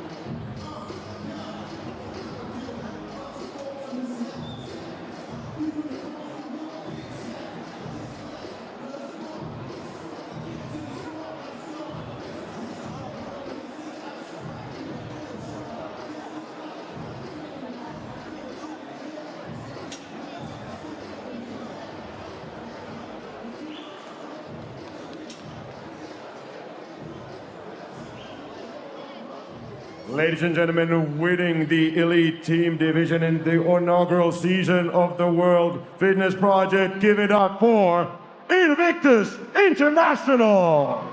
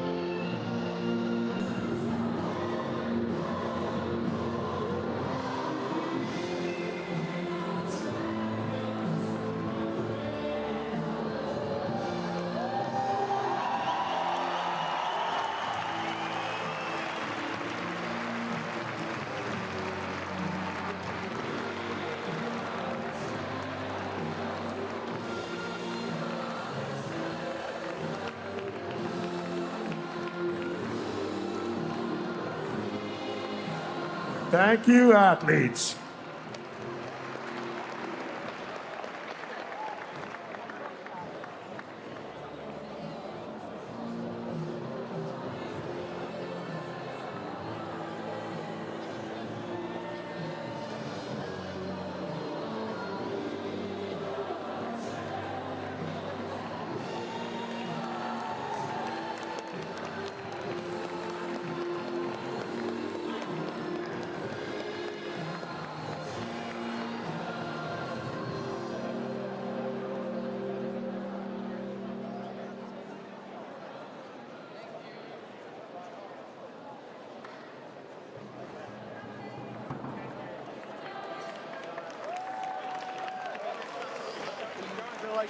Team Invictus International, great job this weekend. Jesse, you and Chandler have been living in London the past few months, competing in European competitions. How has that shaped you as an athlete? The time change was less awful coming out here, so that was really nice, and it was only a 90-minute flight, so that's the biggest change. I mean, that's a great change. Fabi, we already know you're coming back to compete in 2026. It is not easy to recover from an injury in the sport. What motivates you to continue forward? Well, my motivate is stay here in the next year, and then thanks for Jesse to text me the message for this competition, and I'm so happy to be here. This team is amazing. I'm so happy. Amazing. Jamie, you are one of the most successful athletes in this sport. What keeps you coming back to competition? When people keep asking me to compete. No, I think, the people you meet here and the experience you get every time is always different, and it's hard to leave. Well, based on your performances, I don't think they're going to stop asking, so we'll see you a couple more years. Roldan, what can we expect from you in 2026? Maybe Indy here and World Fitness Project and season the games team. Yeah. Well, we look forward to it. Great job this weekend, guys. We'll see you in 2026. Thank you.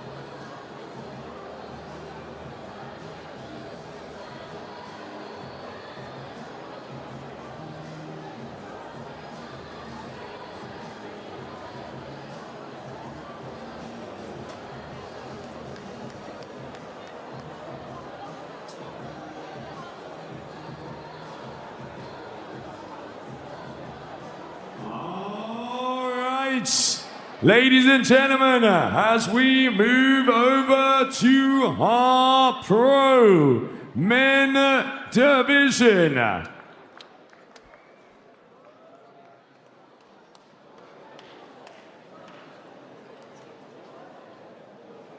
In third place, make some noise for Ricky Garan.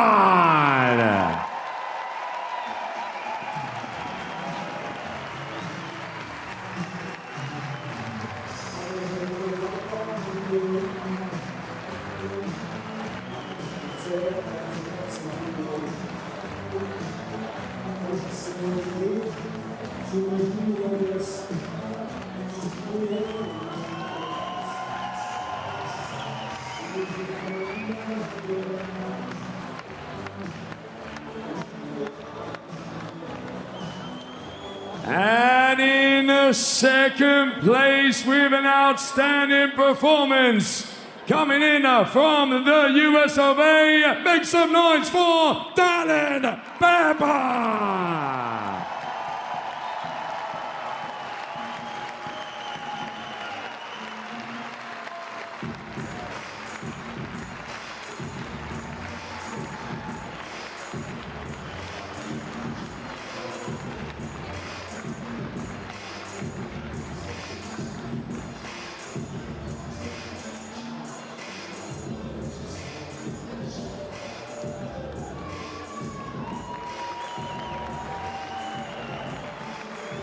And now, there can only be one, your WFP season champion, James Sprague.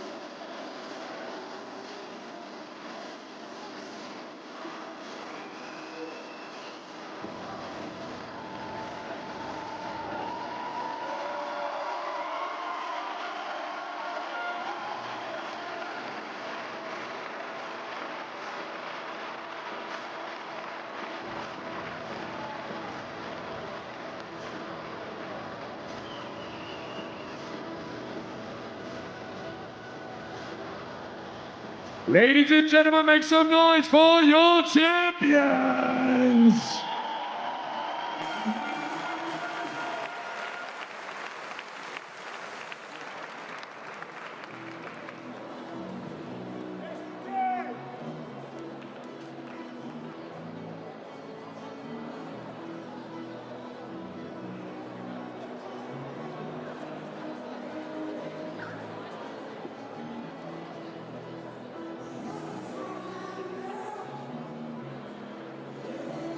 James, in its inaugural season, you are the World Fitness Project champion.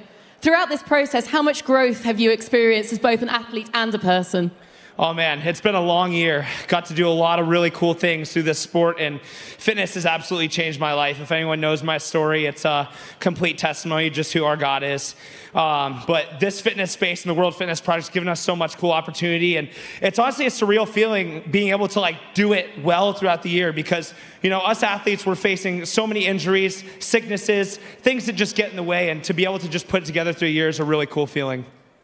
And you do that with the most incredible support system around you, your dad, your wife, your coaching team, everybody in between. How much does this win also belong to them? Oh, it's everything. The team around me, my family, my wife specifically, she's, helping me every day, just keep my mindset right, keeping me, just my head in the right place. I feel like, with success, you can get a lot of, these voices in your head telling you, oh, this is what you're worth and, this is what your value's in now. And that's exactly why I chose this song by Brandon Lake, No Idols, because nothing, no achievement, no win, nothing in this world can fill me up. I just believe that this is just a cool testament to, the work we get to put in and the cool people I get to do it with.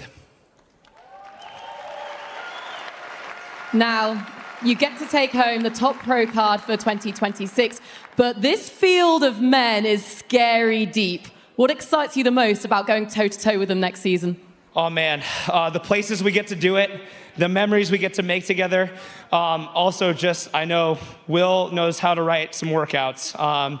We're pretty destroyed in the best ways. Very well-rounded season. I felt like, we did about 24 different tests, and I'm really eager to see what he cooks up for next year because we all had fun doing them, but boy, I'm ready for a rest. Any plans for the holidays? Hang out with my wife. We're going to go see a new Avatar movie. She's really excited to see. Hang out with the fam, open some gifts, and I'm actually hosting my own competition in 3 weeks. It'll be a first time, so pray for me. It's going to be crazy, and I'm looking forward to it. Amazing. We can't wait to see you back here next season. Ladies and gentlemen, one more time for the one, the only, James Sprague!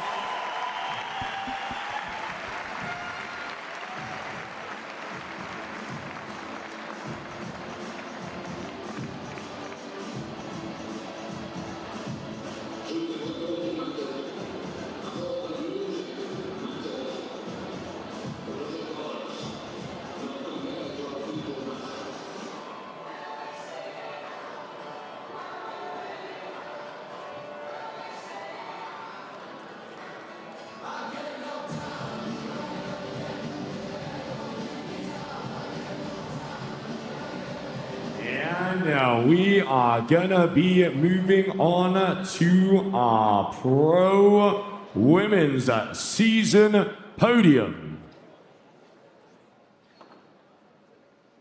In third position, representing Canada, give it up for Emma Lawson.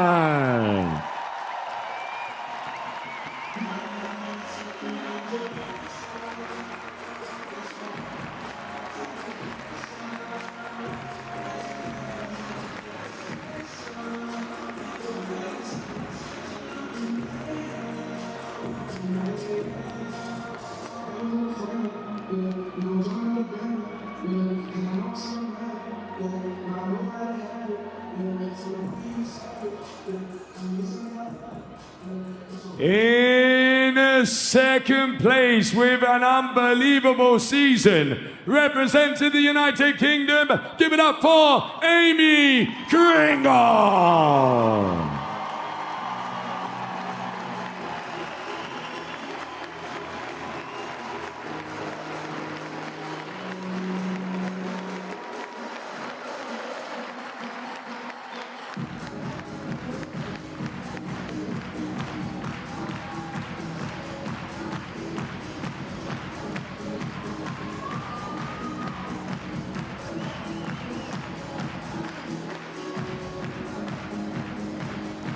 And your WFP season champion. Make some noise for Laura Horvath.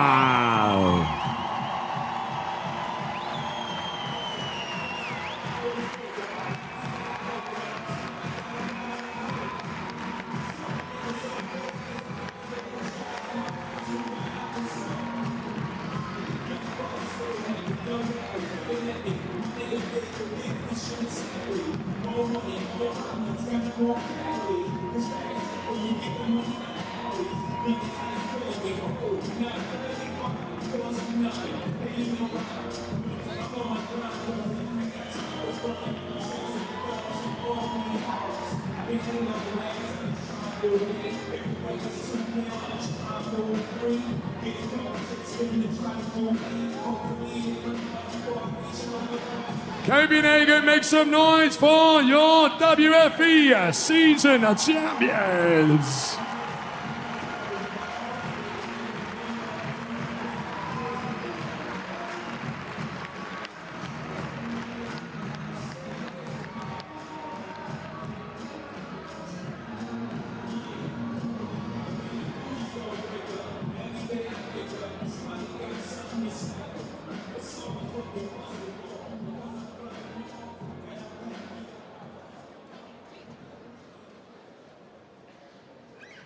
Lara, in all of your successes, you're now the World Fitness Project champion. Where does it stack up? Well, it's pretty cool, I must say. Like, this season was very long, and I'm very happy to finish on top. Finished on top here in November, finished on top at the Rogue Invitational. What is it about your ability, your mindset, and your team giving you the confidence to constantly execute at the highest level? Well, it's just having them here and like supporting me from here and also from afar just means the world to me. You recently spoke about strength in an article for Red Bull and what strength means to you and how strength should be for everyone. Through this process, what has strength meant to you? Because I know it's not just lifting a barbell, it's mindset, it's community, it's a lot of things to a lot of people. Well, you know, it's just like believing in yourself and your strengths and just like carrying that in a way that makes sense to you. I think that's what strength means to me. Now, we closed out what you said was a long season, but in front of a packed-out house in Copenhagen, in the heart of Europe. And as the leading lady on the European circuit for many, many years, these kind of moments, they don't come around too often. What does it mean to you? Yeah, it means a lot to me, especially to be in Europe, surrounded by a lot of friends and family, and just like, you know, home soil, kind of. So it means a lot to me, and I hope there is more and more events decide to bring their community or the CrossFit community here. So I think it's very cool, and I'm very fortunate to be part of it and be part of this air a little bit. Thank you so much for giving us your all out onto the floor. Ladies and gentlemen, one more time, Lara Horvath.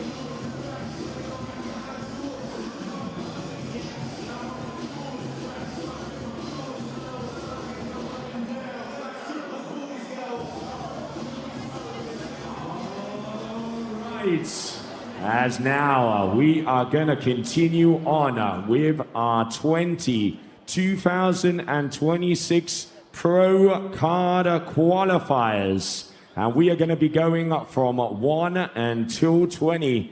In first place, James Sprague. Second position, Dallin Pepper.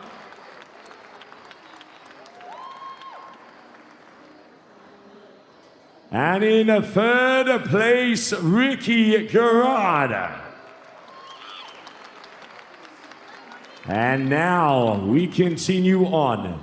In fourth place, Justin Medeiros. Come up to the podium, please, athletes, as you make your way along. In the fifth position, Roman Krenikov. In the sixth place, Guillermo Mileiros. In seventh place, Tudor Magda. In eighth position, Chandler Smith. In the ninth position, Jonakovsky.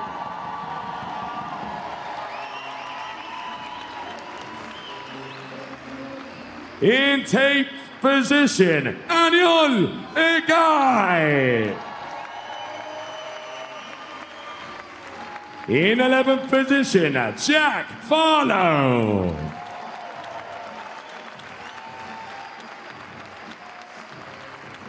In 12th position, Colton Mertens.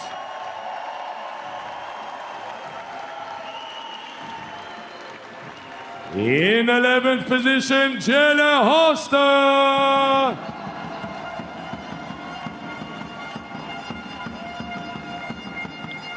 In 14th position, give it up for Patrick Vellner.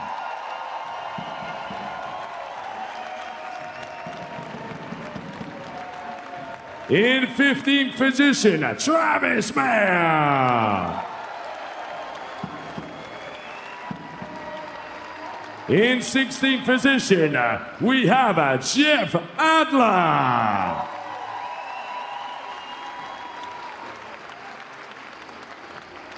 In 17th position, Ty Jenkins.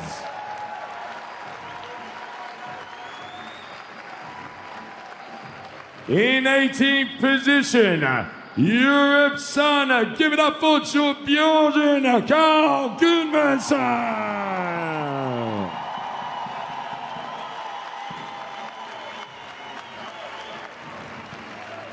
In 19th position, Chris Ibarra.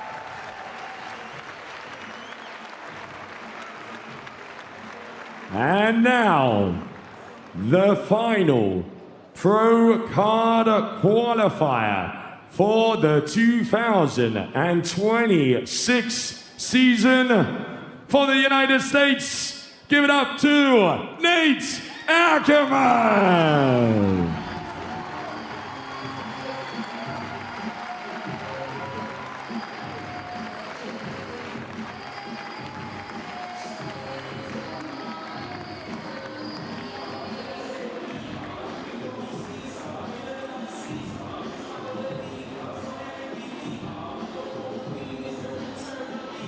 And now we are going to continue on with the women.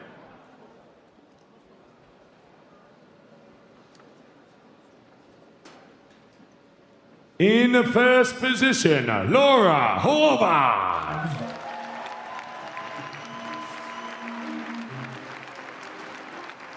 In second place, Amy Kringle. In the third position, Emma Lawson.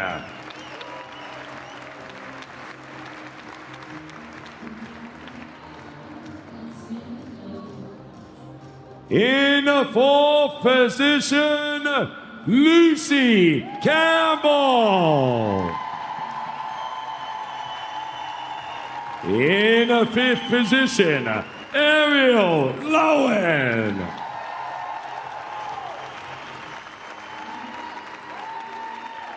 In the sixth position, give it up for Emma Tall.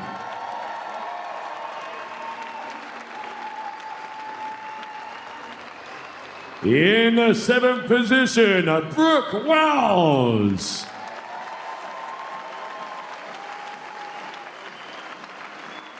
In eighth position, Olivia Kerstetter. In ninth position, make some noise for Sydney Wells. In 10th position, Annika Greer.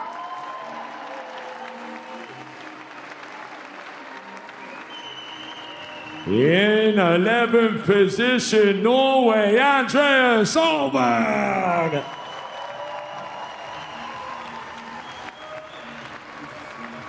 In 12th position, Lydia Fish.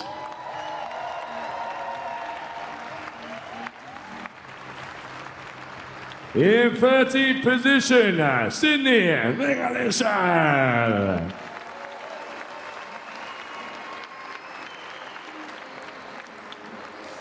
In 14th position, Emily Rolfe.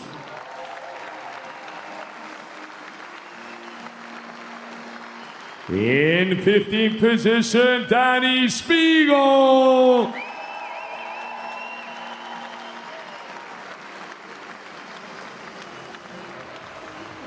In the 16th position, Hannah Black.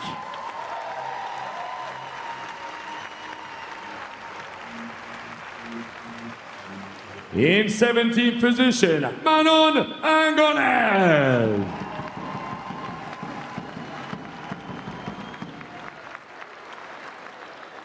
In 18th position, Jennifer Muir.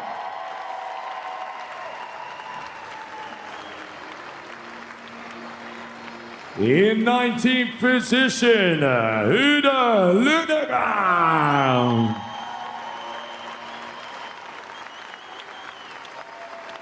And your final pro card women's qualifier for the 2026 season. From the United Kingdom, Ella Wilkinson.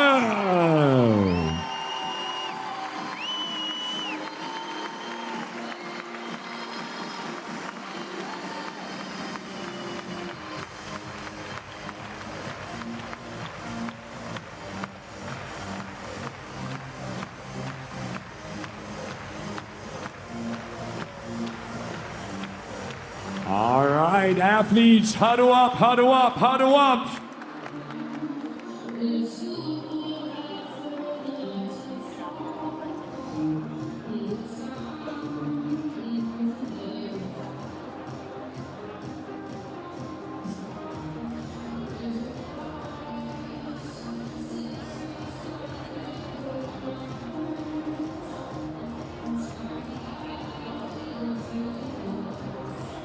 Ladies and gentlemen, I give you your WFP Class of 2026. Make some noise!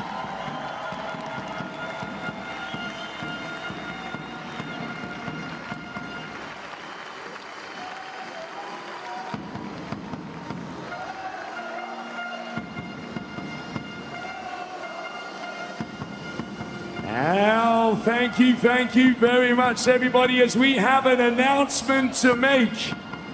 As we have a very special announcement to make.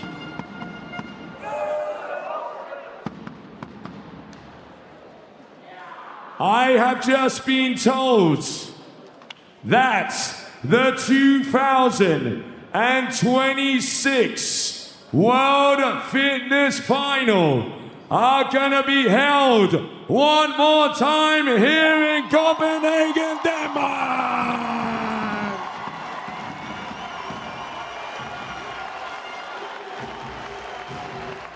Well, thank you very much, athletes. Thank you very much, Copenhagen. It has been amazing. And as we said, we will see you next year.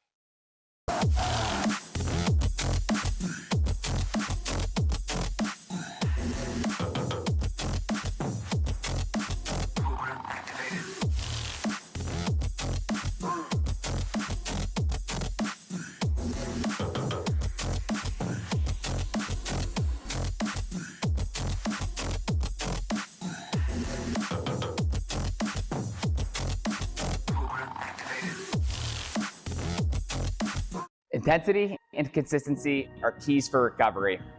You can be rigorous performing at the top level and still face obstacles and challenges. That's where red light therapy can change your life. Red light therapy has allowed me to optimize my time in the gym in order to get the most out of every session. I can confirm red light therapy is the best way to recover. Train hard, recover faster with Novolab.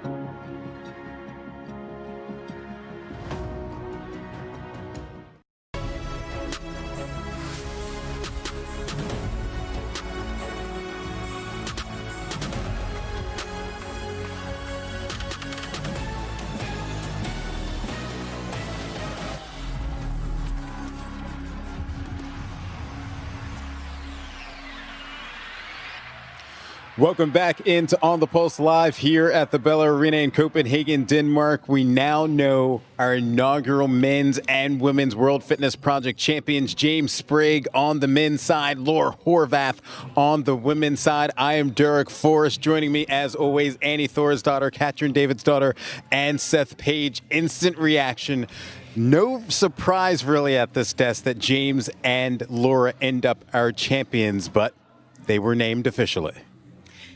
Yeah, I guess on the male side, no surprise. We were expecting Laura. It was still like not 100%. Not until they said it was I 100% sure, or until they said Amy a second. But it was, especially on the female side, I was in the edge of my seat to see what they would call up for the podium and then to look at the scores. I can't wait to dive in.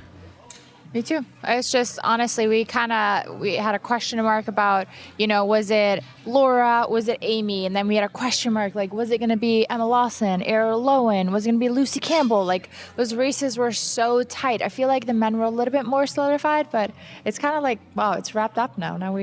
But even on the men's side, it was pretty interesting because we kind of picked on James the whole time, put him in the top, but Dallin Pepper snuck in there. We didn't really talk about him much, and then second overall for a whole season is a big deal.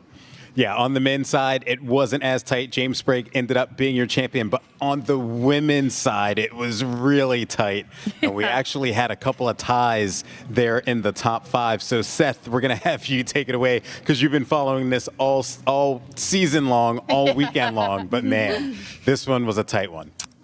Okay, well, hopefully we have the graphic here to support this. This is actually how tight it was. We had a tie at the top at the end of season standings. Laura and Amy actually tied in first place. However, we go to the tiebreakers, the same tiebreakers we've been using all season. It's the highest finish at any given tour stop. Laura had the win at Tour Stop 2 and the win at the final, so that gives her the obvious tiebreak over Amy, but very, very close there. And then if you look from 3rd to 5th, we have another 3-way tie for the 3rd place position on the podium, Emma, Lucy, and Ariel, and they are in the order that they earned that based on the same exact scoring. So you see the best finish that Emma had is 3rd place at the finals. That gives her the top tiebreak. Second in that tiebreak is 4th place for Tour Stop 1 for Lucy Campbell, followed by 2 fifths. And then Ariel, very, very close, also a 4th place in the finals, a 5th at Tour Stop 1. But the 6th in Tour Stop 2 is what just barely gives Lucy the nod over Ariel, and that's how tight your top 5 women are for the entire season. Wow. Holy smoke. I have never seen this. We have a tie for 1st and 2nd, tie for 3rd, 4th, 5th. Yeah. Holy, A tie for the championship. That's wild. They are, like, if this was me, I would be going through every single event everywhere. Could have been this, could have been that, could have been there. Like, talk about motivation for next season. Talk about dialing in details. Talk about seconds matter. Oh, absolutely. I think I saw a few of the comments and like people that have been thinking about this though. The Copenhagen leaderboard, that is the placings that we were seeing there. Like for tour stop number 3, the other ones are from the other leaderboards. So I think the Copenhagen leaderboard is not the podium necessarily that they were calling up now. Right. That was for the whole season. So that was the collected. So this is the Copenhagen leaderboard. It ends up being the podium here. Wow. That is the leaderboard. But it's switched there with Ariel and Lucy, right?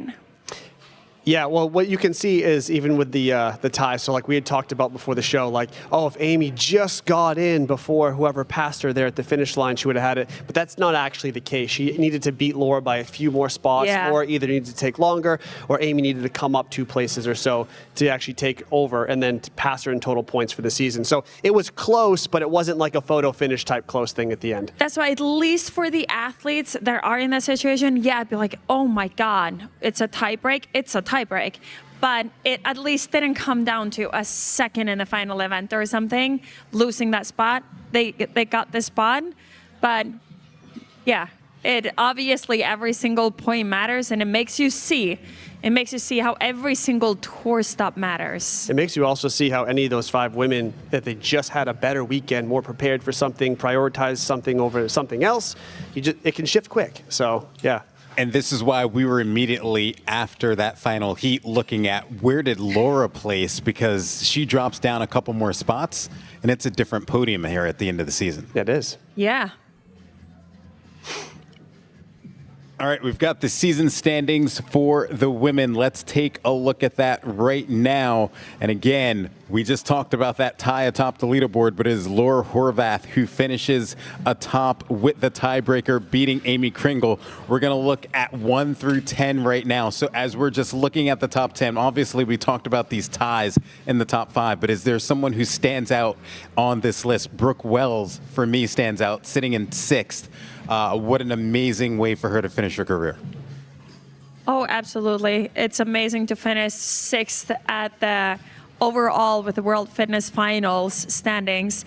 And someone that stands out for me is also Andrea Solberg, jumping in and managing to stay in 10th on the overall. I think it comes to show that we're going to see even more from her. Like, I feel like she's finding her grounds a little bit, competing in this group.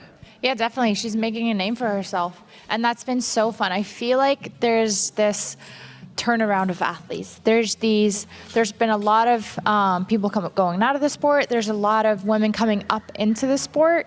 And now they're making name for themselves. They keep making these statements every time that they show up, solidifying that I belong in the top. Exactly. I'm competing to be the best, and she's one of them. And we saw 7 or 8 women come from the Challenger division and take some of those pro cards. Yeah. And that was actually one of my personal criticisms, was how much of an advantage the pros have across the whole season because they're not qualifying for each event. I actually thought we're only going to lose 1 or 2 pros at the end of the year. Me too. And it ended up being 7 or 8 in both the men's and the women's field, which is substantial. Yeah, we finished with 8 challengers out of the women's field, 7 out of the men's field that end up with their pro card for the 2026 season. All right, let's talk about the men as well. We're going to take a look at the Copenhagen standings. And of course, James Sprague ended up winning that one for the weekend. But Ricky Garrard finished in 2nd, Dallin Pepper sitting in 3rd, Justin Medeiros and Jeffrey Adler round out your top 5. When you look at this, who stands out? We see another challenger. We see a couple of challengers here who ended up taking tour cards as well. Yeah, two people I want to highlight right away. 7th place for Tudor Magda and 9th place for Jack Farlow. Both of those gentlemen started at Tour Stop 1 in the Challenger division. And if you remember how that works at the Tour Stops, they can only earn up to about half of what the top earner can make for points from the Pro division. So they were already handicapped coming into the season. They both did well in the Challenger division and then qualified for the Pro division in Mesa, which got them more points in that second Tour Stop. But then to make the jump and take advantage of the opportunity here in the finals and finish the season, or finishing Copenhagen, in the top 10, which just shows you that, they really do belong in that pro field, and they've made it known that they're here to probably stay for the long haul. Guy Maieros stands out for me, sitting in the top 10. We've mentioned him a couple of times. He's usually known to be a big lifter, but to see him have a better all-around game for the entire season and finish in the top 10, I was impressed with what Guy was able to do. I agree with you. Agreed. I feel like he's been known to be a showman. He can shine in the events like the snatch, or if it's something that's very explosive, very quick. And I feel like he's been doing very well in some more well-rounded, some drawn-out events, really filling in some holes and competing for some top overall spots. He'll work out too this weekend. I don't think anyone expected him just to run up and down the floor, lapping people. And I was like, okay, he's here to play in the finals. Very impressive. He would have been, just based on recent past results, he would have been one of my athletes that said, oh, you might want to watch him on the cut line throughout the season, but he never let himself get anywhere near that. Yeah. We've got season standings for the men that we want to show you, and of course, led by James Sprague, who is our inaugural Men's World Fitness Project champion. But also sitting in those season standings, Dallin Pepper ended up finishing second. It was very interesting because to start the weekend, we didn't mention his name for a really long time, but he was pretty consistent throughout the weekend. He finishes second in the season standings. We are going through the top 30 here. You see Jack Farlow, Colton Mertens, those guys were challengers who made their way into the top 20. They've got pro cards for the 2026 season. But when you guys are looking at the men, who else stood out in this list? Annie, were you surprised about BKG? No, I'm not surprised about BKG. I was I'm going to admit, I was a little worried about it in the beginning, watching him at the tour stops. It's like, whoa, he really needs to like find his groove again. And I wasn't that worried coming into this competition because I saw some of the events. I'm like, now I think he'll have like the fire and he'll find his role. So I'm very grateful we get to continue to see an Icelandic flag on the board and that he's going to continue to compete because he's been working hard.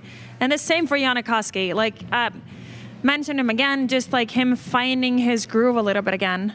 I really liked the post-workout interview BKG gave. He usually comes off as quite stoic and reserved and quiet. And even though he's been, an athlete we've known for over a decade, he hasn't really let himself out there that much. And he just talked openly to the whole crowd about how he was feeling, the things he was dealing with in his life. And I was like, wow, this guy's very likable. And all of a sudden he's coming out of his shell late in his career and wants to stick around a while. I'm like, this is very cool. So it was just a cool moment for somebody like me who's watched him for over a decade, all of a sudden just come out in front of a crowd. I was like, that's crazy.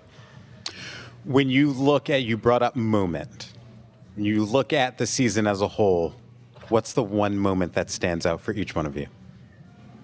Wow, what a way to put us on the spot. I know. Like, Could have prepped us for that one, Darren. I know. We could have been writing this We could have had something really good. All right, I'll give one. I think the big lifts, even though they're a little chaotic to watch because we're really letting the athletes kind of build at their own pace, I think those are the best moments. And even though the snatch might be the better show that we saw overall, the clean, I think, was the first time that we've really just seen this wild lifting session in that kind of format and competition with weights that people didn't expect to see. Just like on the men's side, 400, we were all like, since when does the field start lifting like this? Usually in competitions, it's way more structured in terms of how it goes out. So all the athletes have to play it safe to a certain extent because they don't want to miss their lifts because it's way more costly. So we just haven't seen an event like that, I don't think, on this level. And so that is my memorable moment of the season.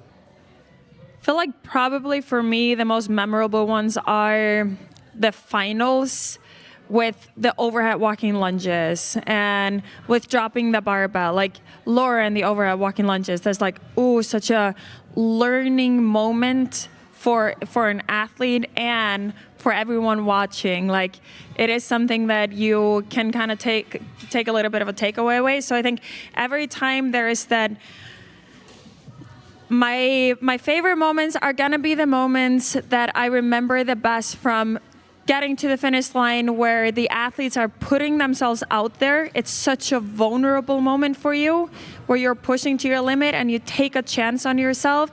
Whether it turns out the right way or not, I feel like we've had that at every single tour stop. Mm-hmm. I think for me, it would just be overall patience and kind of the resilience of just seeing this thing through. This is something completely new. This is a new format. There are so many questions about it, so many questions about how is this going to play out? And now we got to see it. And just seeing kind of the accumulative effect of that. And seeing, for example, let's take Laura for an example of not having a very good tour stop one. And maybe people writing her off a little bit. Is she off this season? Is she out of the running? Is she out of the race? And look at her standing on top of the podium here. Seeing that fuel her. Yes. Yeah. And just kind of you have to see it play out. And just now knowing, I think going into next season, athletes can keep that in the back of their head. Just knowing if I have a bad event, if I have a bad tour stop, my race is not over and I'm still in the fight.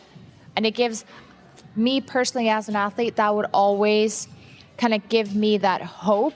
And that hope would always have me fighting right till the end. And I hope all of the athletes take that into next season with them.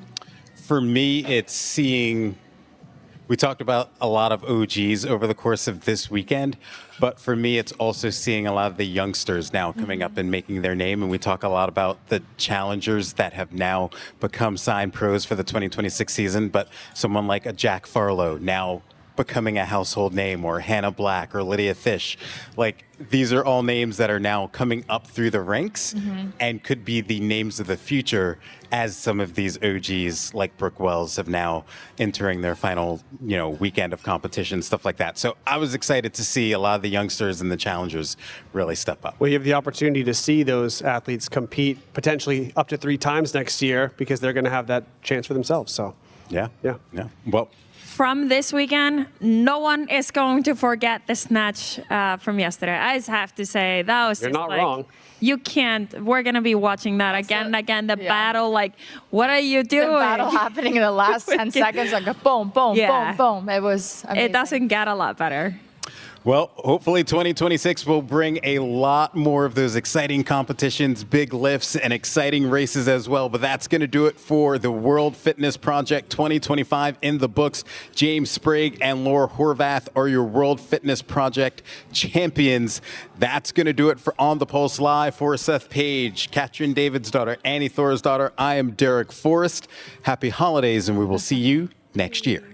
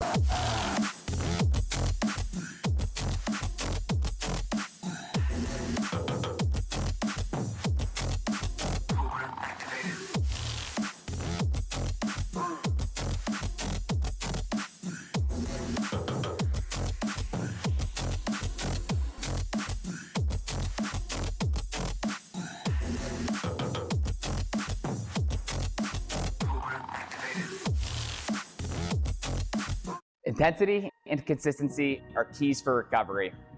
You can be rigorous performing at the top level and still face obstacles and challenges. That's where red light therapy can change your life. Red light therapy has allowed me to optimize my time in the gym in order to get the most out of every session. I can confirm red light therapy is the best way to recover. Train hard, recover faster with Novolab.